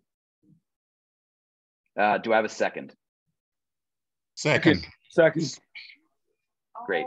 Janet, could you do a roll call, please? Commissioner Manning? Kind of meeting in this area. It's not smart. No. That's why I do it in the garage. Hold on a second. Yeah, there you go. Commissioner Okello? Yeah, yes. Commissioner Maryless? Abstain. Commissioner Manning? Yes. Okay. Chair Laguna? Yes. Thank you. Motion passes. Okay, great. We'll both put some time on probably the January meeting to discuss this whole election of a secretary, and then once the new commissioners are appointed, we'll do the nomination and election of those positions. Great, thank you all. Okay, so we'll move now to 8.3, which is to approve the letter of recommendation to the Board of Supervisors to support the adoption of the Quarry Park master plan. This has been an ongoing topic at our commission meetings. I think it's been like, you know, in at least it's featured in at least 2 or 3 of our meetings so far. So over the last couple weeks here, days or weeks, we've started to put together a proposed letter of support for the Quarry Park master plan.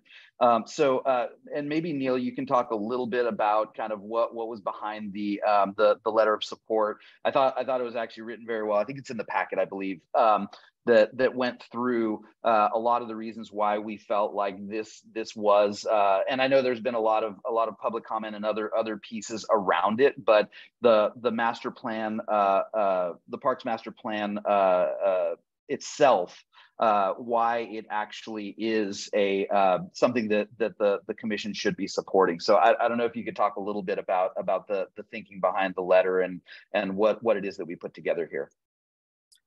Yeah, this is the visioning document that's been in the process for a couple of parks directors. So it's been a long time. The community has have a lot of input, a lot of warning, a lot of comment. And then besides that, there are a couple other issues that have come up regarding Quarry Park, which is the pump track and the dog policy, which was also incredibly well attended. Many comments, hundreds of comments on both counts. So people have put in so much public comment into this process. It would be a shame not to use this as our visioning document. You have to stop somewhere. And of course, there's ongoing work to do. This is just the start. So yeah, there will be updates and there will be changes and there will be different considerations that come up, of course, in Quarry Park, but this is the vision that we can base those decisions on. And because it's been so well contemplated that I think it's time to send it to the Board of Supervisors. Great, thank you, Neil, for that. And I would concur. And I think that, you know, a lot of the public comment that we've had kind of back and forth, some of which I think could be applied to the master plan, some which I think is, you know, multi-jurisdictional or other pieces as well. I think kind of on balance, this plan as it stands right now is definitely a solid document, and I think that's why, you know, at least for myself, I feel like this is something that we should kind of publish and push out to the Board of Supervisors prior to the meeting where we will be going through that. But I guess I would like to get some feedback from Commissioner Akello and Commissioner Mann on that. I know that you probably just got the packet over the last day or two. I didn't know if you guys had any thoughts or questions about the letter as it stands prior to us kind of voting on how we want to actually go forward with this. Well, I think the master planning process has taken 6 years. And in those 6 years, you've had a number of workshops. We've had a number of presentations, you know, for instance, with the Mid-Coast Community Council. And we've had online surveys. And so, you know, given the amount of effort that has gone into this, and given the extent to which, you know, people have been engaged, we obviously don't expect unanimity when 2 people get together, or 3 or 4, or 10,000 people get together. We don't expect unanimity, but it's taken us 6 years to get this point. And I think the long-term vision of the plan, I don't think anybody can disagree with. You know, the fact that 1, we want to preserve the unique environmental setting of the park. 2, we want to protect the existing environmental systems. We want to provide a desirable recreational opportunities. And some of that stuff has already been sort of accomplished.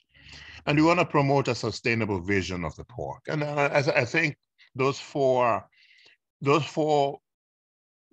are laudable. And so I'm supportive of the letter. I think it was a well-crafted letter, you know, and I'd vote for it. Great. Thank you, Commissioner Kello. Commissioner Manning, do you have any thoughts on the letter as it stands? I think given what the extensive work that myself and especially Commissioner Kello have put a lot of thought in this and developed this plan, I think it's, you know, I really think we put forward something that really sticks out, and I think it's going to be for something that's long term. And you know, I really like where it sits right now. So I mean, I don't have any additional feedback or anything that is already been mentioned as what Commissioner Kello has just put forth out. I echo what he just got through saying. Same thoughts, actually. Okay, great, fantastic. Any other comment from the commissioners before we move into public comment?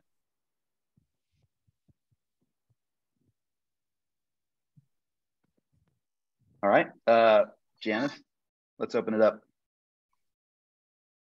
Okay, we're now opening this up for public comment. I do see one hand raised at the moment. So hold on a second. I do see Burnett Silveria. Please unmute your microphone and begin speaking.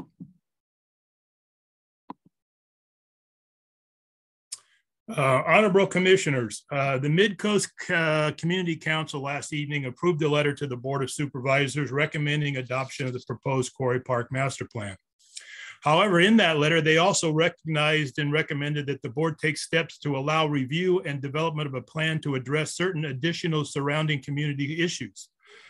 The community issues recognized for further action included wildfire risk, addressing park drainage runoff onto community streets, on-street parking by park users, and enforcement of no dogs allowed in the children's recreation area. These are reasonable concerns that originate from the park and should be supported for further action and resolution. In previous commission meetings, the issue of park drainage runoff in particular was commented on by commissioners, and a request of the Parks Department to look into agency support to address the issue was made and agreed on for further follow-up. The MCC added recommendations in line with such a request. In this light, we, the neighbors of Quarry Park, request that you add a similar recommendation for further review and action on community concerns as MCC did to your letter of recommendation to the board. And in doing so, support the concerns of the community that both surrounds and supports Quarry Park. Thank you. Thanks for your comment. Thank you. I next have Carla Ann Young. Please mute your microphone and begin speaking when you're ready. Thank you. Yes, I attended the Mid-Coast Community Council meeting last night, and I have attended many of the Parks Commission meetings as well. It seems to us as community members that when the Parks Commission is addressing the runoff issue, that they pretty much brush it aside as if it's something that community members have to deal with the Department of Public Works. But I feel very strongly, and I will say this at the supervisors meeting if need be, that the county should work with Department of Public Works and keep the runoff within the park, and instead of the lame option of giving out sandbags by the Department of Public Works to all the homeowners on Santa Maria. And I just feel like this is not being a good citizen to act as if the people that live on that street are being a nuisance by complaining about it. It wouldn't happen in other communities, but the Mid-Coast tends to get the brush off a lot of the time. So I really feel strongly because previously when they put their objections in writing, you didn't post their letters on your website when that meeting occurred. And I think it's maybe a mistake to ignore the neighbors that have objections about the runoff from Quarry Park. Also located in the City of Half Moon Bay website, the fact that in Quarry Park's master plan, you're calling the creek that runs through the park Deer Creek, and it's actually on another map from Half Moon Bay noted as the Santa Maria Avenue drainage. So I don't know if that's been corrected. I think Hannah mentioned something last night at the meeting that there's an addendum about that. But anyway, I wanted to bring that up. Thank you. Thanks for your comment. I will next call on Fran Pollard. Ms. Pollard, please unmute your microphone and begin speaking when you're ready.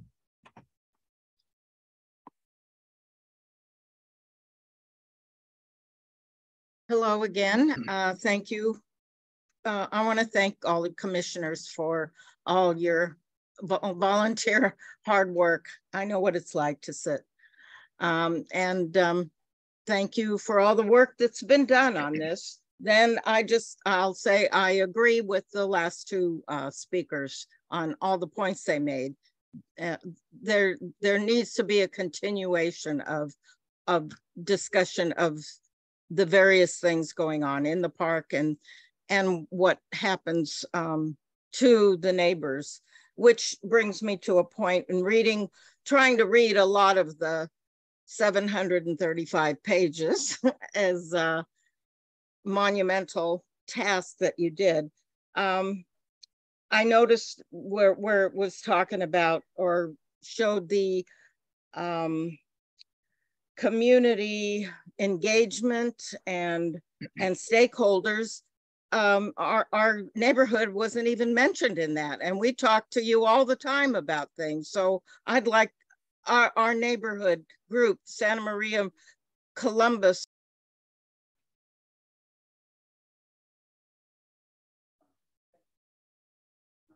Fran, did we lose you?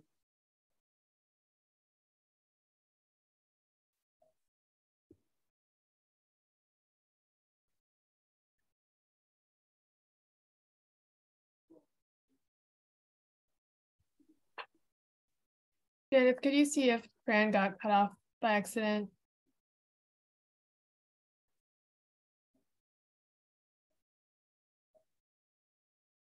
It's indicating she's on mute at this point. Yeah, I was trying to unmute. I don't know if I have control over that.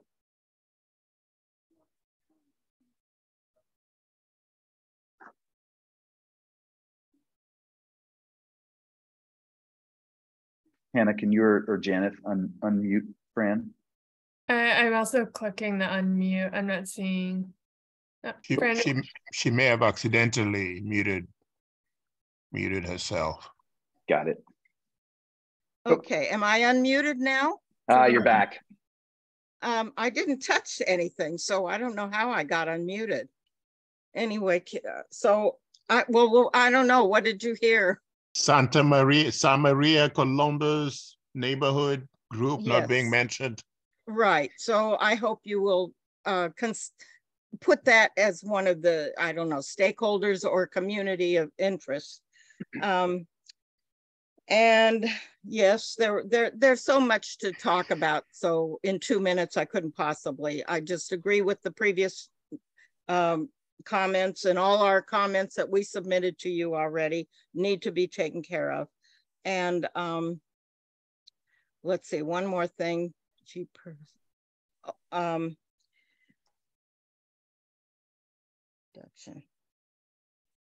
Well, I don't know. Oh, the MCC meeting last night. Yes, the other thing we talked about was in the master plan talks about on leash and off leash dogs, but there needs to be no dogs in the playground. I've said this many times. So it's the children versus the dogs, and you don't want to create a dog park.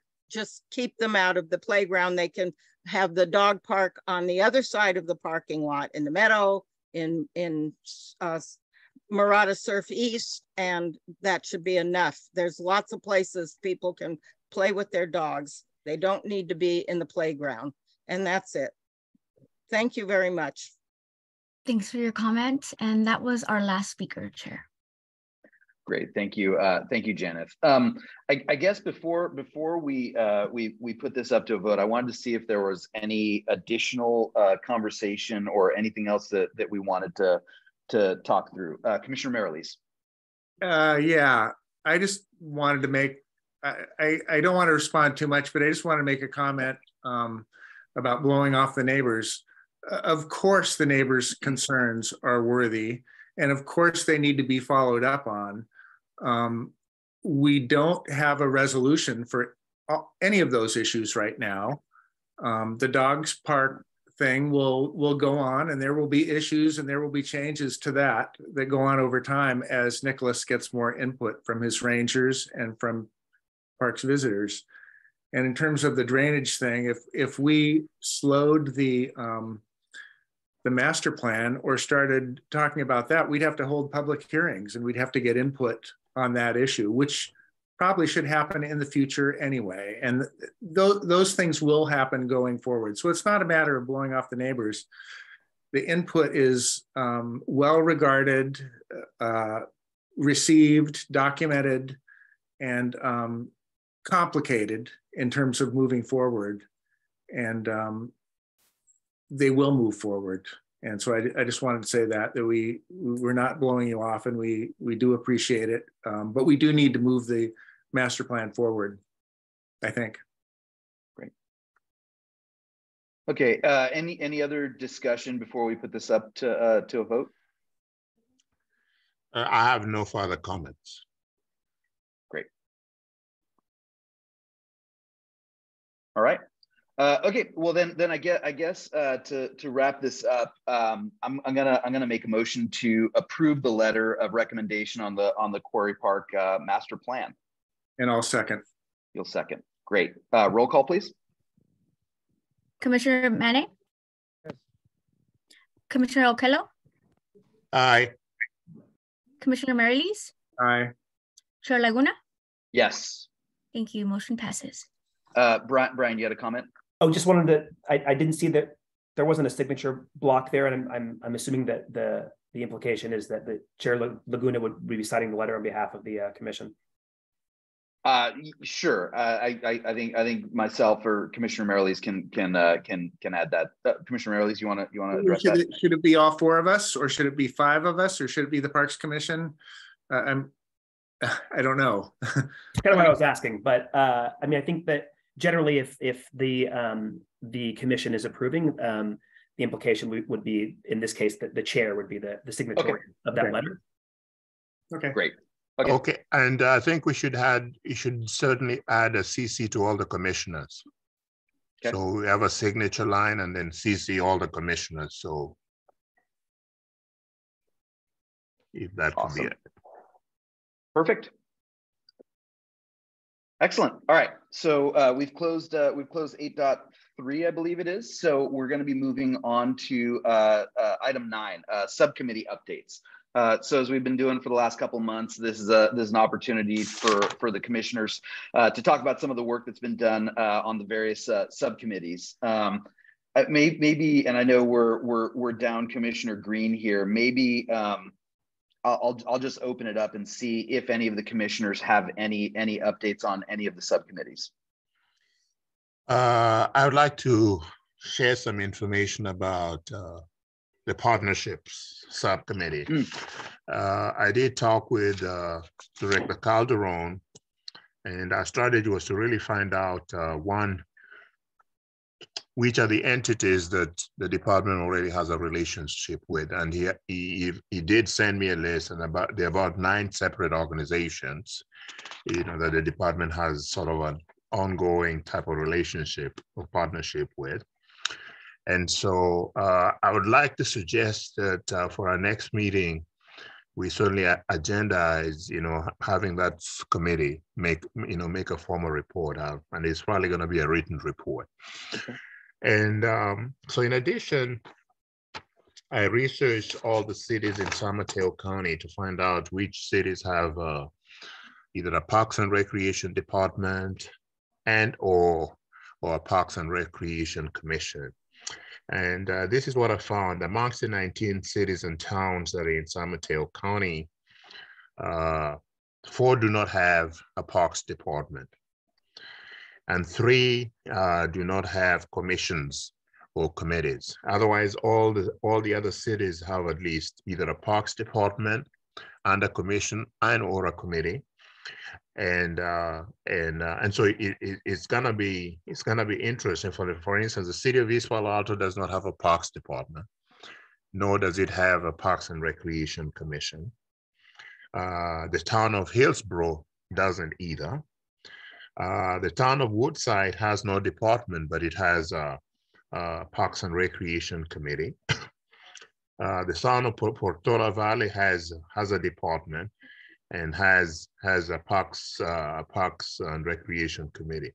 And the other thing that I found pretty interesting was, for instance, the city of Brisbane has an IDEA committee, an Inclusion, Diversity, Equity, and Accessibility Committee. You know, that was interesting. And so did the city of Pacifica, which has a Race and Equity Committee. So, you know, just some very interesting things about the towns in San Mateo County. And of course, there are also the unincorporated communities. And so the unincorporated communities are obviously depending upon us as a commission, you know, to certainly cater to their needs. So Baywood Park, Broadmoor, El Granada, and so on and so forth. And there are I think there are 13 of those. And so what I would like to suggest to the commission is that at our meeting in January, the committee would formally present a written report, you know, with some recommendations for the commission to consider. And that concludes my report. Yeah, that would be great. So we can definitely put you on for the next agenda in January. I think that would be awesome to figure out how we can better connect with some of these other local entities as well. Great. Any other subcommittee updates or things that folks want to bring up as part of the different subcommittees that we have out?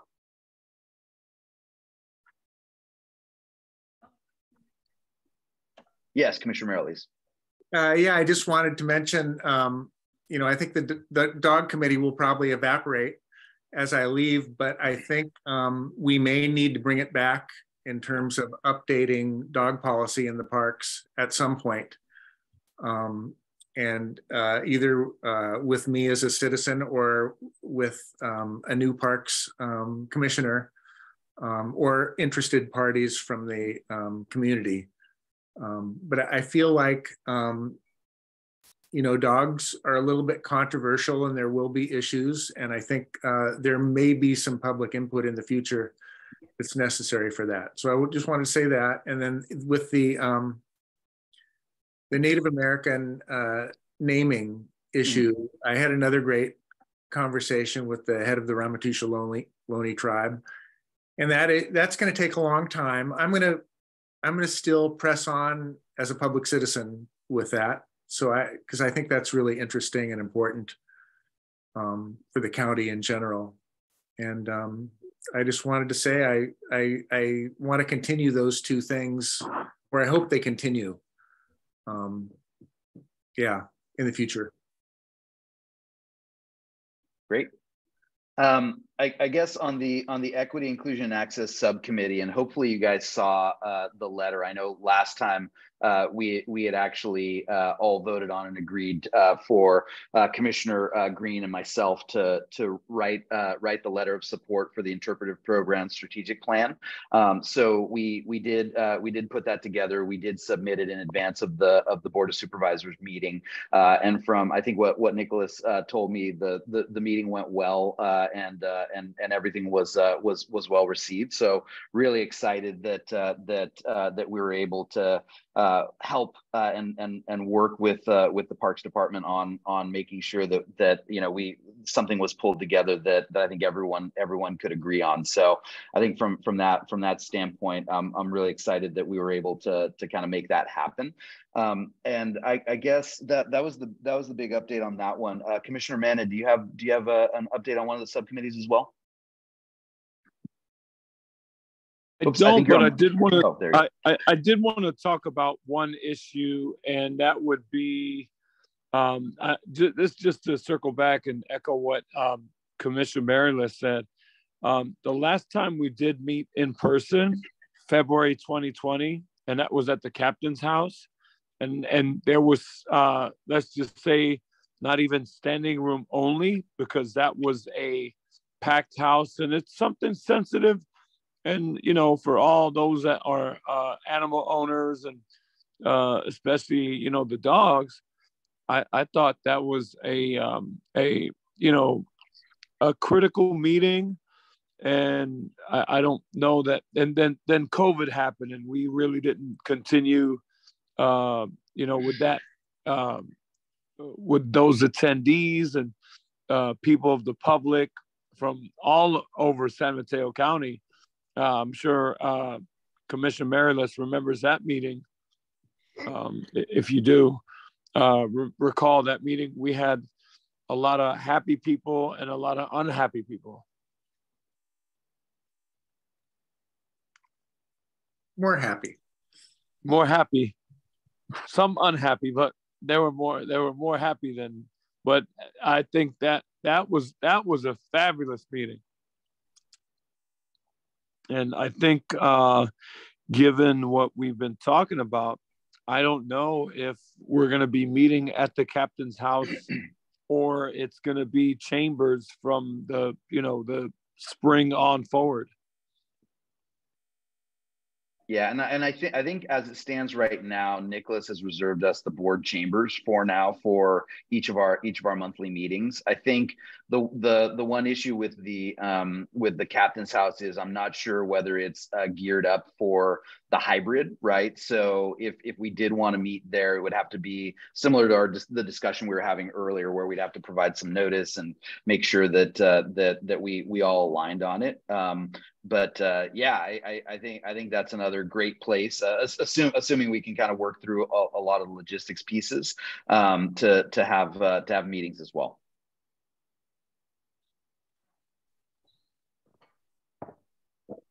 Okay. Any other subcommittee updates?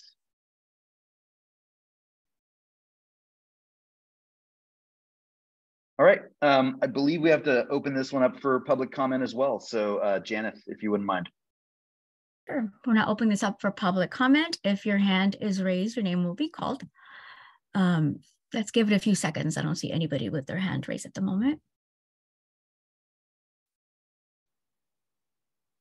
There are no hands raised, Chair.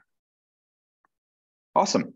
All right, so let's move to item 10, the items for a future agenda. So Commissioner Kello, I think you had suggested one, the written report for the next meeting in January. So I think that could be a really good one. Yes. Do the commissioners have any other potential updates or items for next month's or even past that, the agendas? Could we talk about the secretary position in January? Yes. On the board, so we can get that resolved before the February meeting. Thank you for reminding me. I brought it up and I still forgot about it. Yes, that would be. I think that's going to be another good one for the January timeframe as well.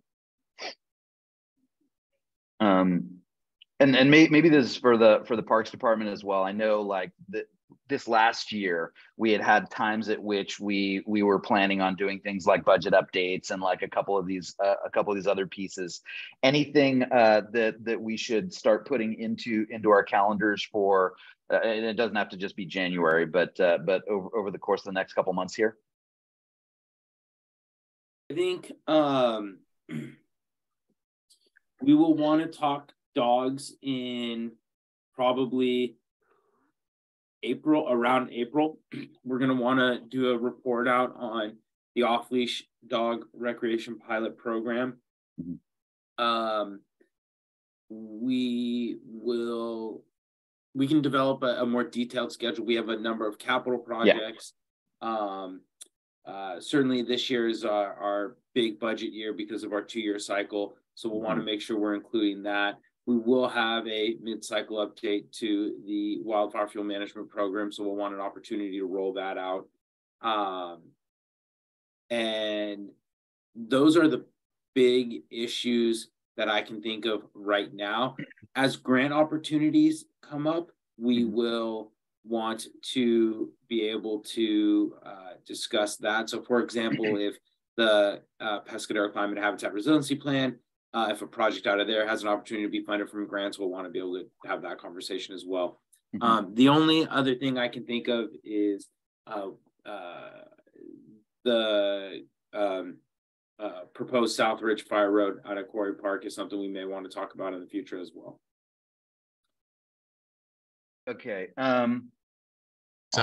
Something else for me for the future, at least from the recent discussion we just had, this afternoon regarding park use and 76% of us of reservation being from outside of the county, and only 24%.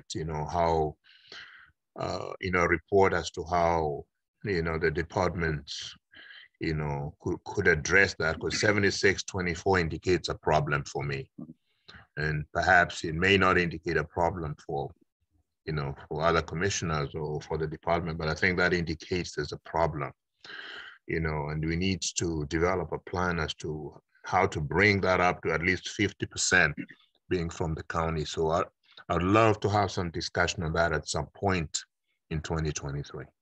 Hey, Commissioner, I think that one is something you and I should discuss offline, because the department's not ready to bring anything related to that forward to the commission, nor even have that conversation, let alone have something that would go forward to the board on that we would actually support and put on the board agenda. So I think there needs to be a lot of conversations on that. I think the idea that there's a problem, I need to see some data regarding that. And I also need to understand why 50% is the number, right? Why 50% of reservations at Memorial should be county residents versus non-county residents. So I would highly encourage that we have really some detailed conversations offline before the commission, before the department could engage in a conversation at the commission level. And that could be an appropriate strategy. So I'm not suggesting that we have the discussion in January or in March or in June. I'm keeping it entirely open-ended. And I certainly disagree with you. If 76-24% does not appear as a problem to you, then I don't know how we define a problem.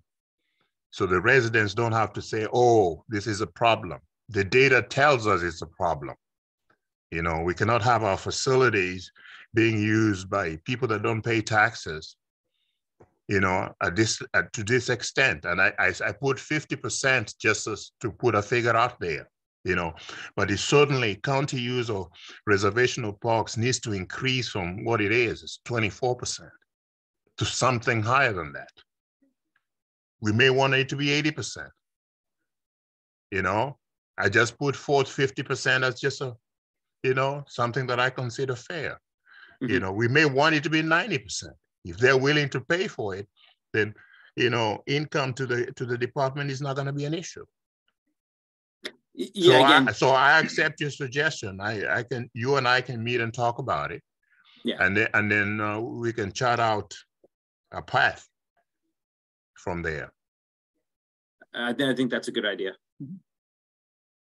Great. Commissioner Merrilees, you've been patiently waiting. I hope you have a couple of good discussions about equity of parks users next year. I'm sure you will, but I hope you do. And then I don't think it would be a bad idea to have especially since you're going to be working in the county chambers, it would be easier to get somebody from Public Works to show up there, have a discussion about runoff. You might even need some input about wetlands and what you can legally do in terms of stopping water, whether that's even legal. So anyway, as long as you're meeting there and you have access to more county people that could stop in for a short discussion during a meeting, just to kind of get a general overview of the issue before you move forward too far, I think it'd be nice from the neighbor's perspective to give that a discussion. Great. That's a great suggestion. The only other thing that I'd add, we already have a sizable list here, so we got a lot to choose from over the coming months here. I'm not sure if there are going to be some milestones for Memorial in anticipation of the 100th flood park. I know that there's going to be some stuff going on, as well as Tanitas, right? If construction's going to be starting in summer, right? Maybe if it's relevant, I think it might be good to have some updates on at least those three, if not maybe other parks as well. Fantastic. Anything else before we roll off, or we're going to do public comment, but before we roll off of the commissioner's discussion around the items for a future agenda?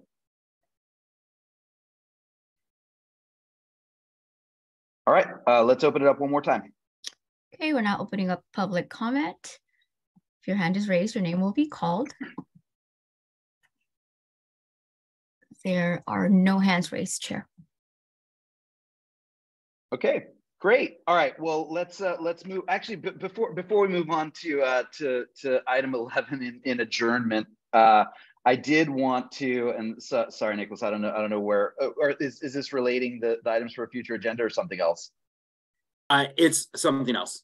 Okay, so before we moved on to adjournment, I did want to take a little bit of time. I am a little bit surprised, Commissioner Merrilees, that this is going to be your last meeting, or at least for now. Maybe we'll bring you back later. But so you kind of caught me off guard there. But I did want to, and I'm sure everyone else wants to take a moment to kind of thank you for all the hard work that you've done over the years here, particularly on the commission, but obviously across the board. I know as a new commissioner, I think like 2 years ago, right? I really, looked to you as kind of like a mentor to be able to kind of help me navigate through kind of all the stuff that was very new. And I appreciate all the time and effort that you took to kind of get me up to speed and get things going. I also appreciate the fact that you chaired the commission, or at least the year I saw. Maybe you'd probably done it before, but I thought you did a masterful job, like right in the middle of a pandemic, being able to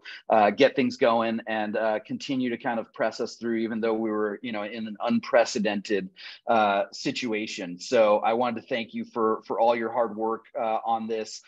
You will be sorely missed in the commission. I really am hoping that somehow we can get you reappointed, but if not, definitely appreciate all the help and all the mentorship and everything that you've done for the commission.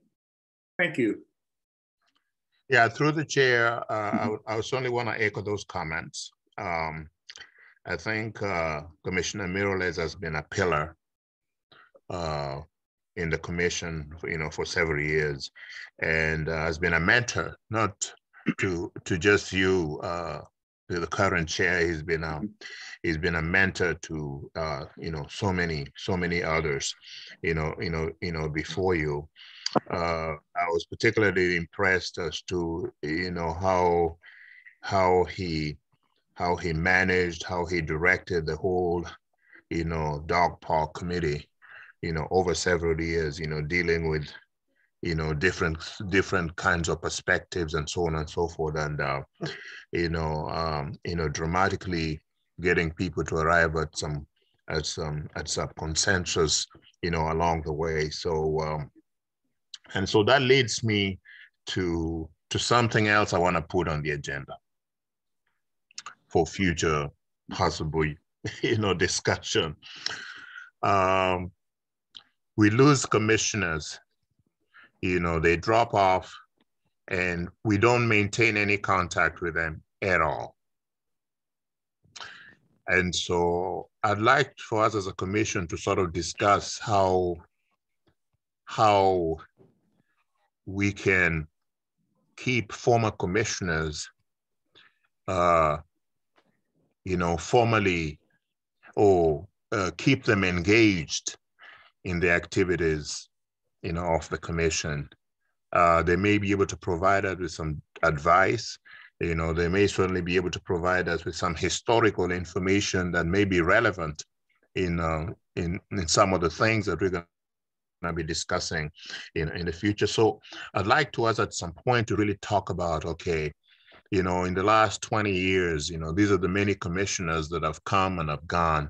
And as we've indicated, we're not going to let Commissioner Mireles go anywhere.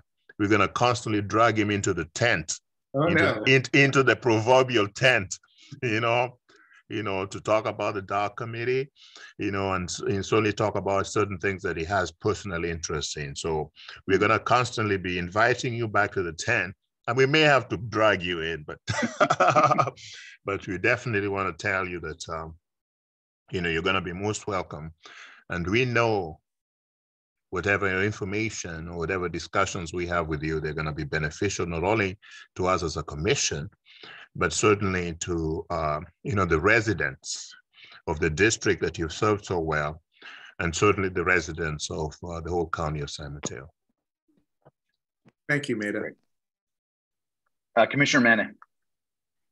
So I'm on year 6, going into next year. It'll be 6 years on this mission, and I gotta say, it's been nothing but pleasant. And Neil was the first commissioner, along with Meta. Neil was one of the first commissioners I met, and he just said, "Look, be yourself. Don't put too much thought in it. Just relax. Don't be nervous. Think about what you want to say. Put some thought into the work that you're going to be doing."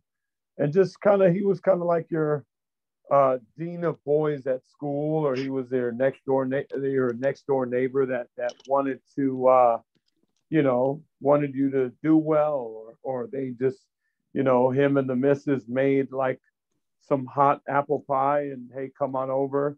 He was warming, in other words. He was very hospitable. He was welcoming as I was a new person that knew nothing about parks, or not to say nothing to the extent, but policy and procedure and how money's allocated and projects within. It's just not, oh, I'm raising my hand, I want to be a commissioner, No, I mean, he laid it out and just kind of said, you got to understand the platform that in the position that you're in is, something that you're representing the community, and that you have, at the time, each meeting had its own uniqueness, and we had visitors from different communities regarding a subject matter. So he just said, look, just chill, relax, pay attention, and then, anyone that is at the helm of new commission, they want to do well. So I'm going to also lastly echo what Commissioner Okello said. I think that, this is Neil is a lifetime, he's done nothing but great things that's come out of him and this commission. So I say he'd be a chair emeritus of some type, like like the chaplain of your group. He's always welcome to come back in the circle, and I hope that you somehow find a way to stay on. And if this is to be your last meeting, big fella, we're really gonna miss you, man, really. And we want to, and to lastly, to what Commissioner Okello also said, when Noriko retired, and he left after putting some years, and Barbara just left and put her time in, and we want to be able to, because you're valuable. Every member of this commission has done their part to be to attribute an ongoing commission that's going to continue to grow. So everyone that is on this commission or was on this commission or served in some capacity, you're not forgotten. Thank you, Sam, and thanks for using the term neighbor rather than grandfather. So we're going into overtime, and some of us here are getting paid, and I worry about that. So we should probably say goodbye, and we'll see each other in the future. So you're still going to be a commissioner representing your district until somebody gets appointed. So we may see you in January, and it would be a pleasure to do that. See you in January. All right. Briefly, Neil, just wanted to say on behalf of the department, we appreciate everything you've done. You and I will grab lunch. We'll grab lunch soon and catch up. But thank you for everything you've done. Thank you, Nick. You'll miss me, but you'll probably be glad to get rid of me too. So Neil, I have your cell phone. Don't you worry. Thanks, everybody. Fantastic. All right. And with that, we'll adjourn the meeting. So obviously no other items. So we will see you all in 2023 during our next meeting. Okay. Happy holidays. All righty. Happy holidays, everybody. Bye-bye. Thanks. Happy holidays, everyone. Bye.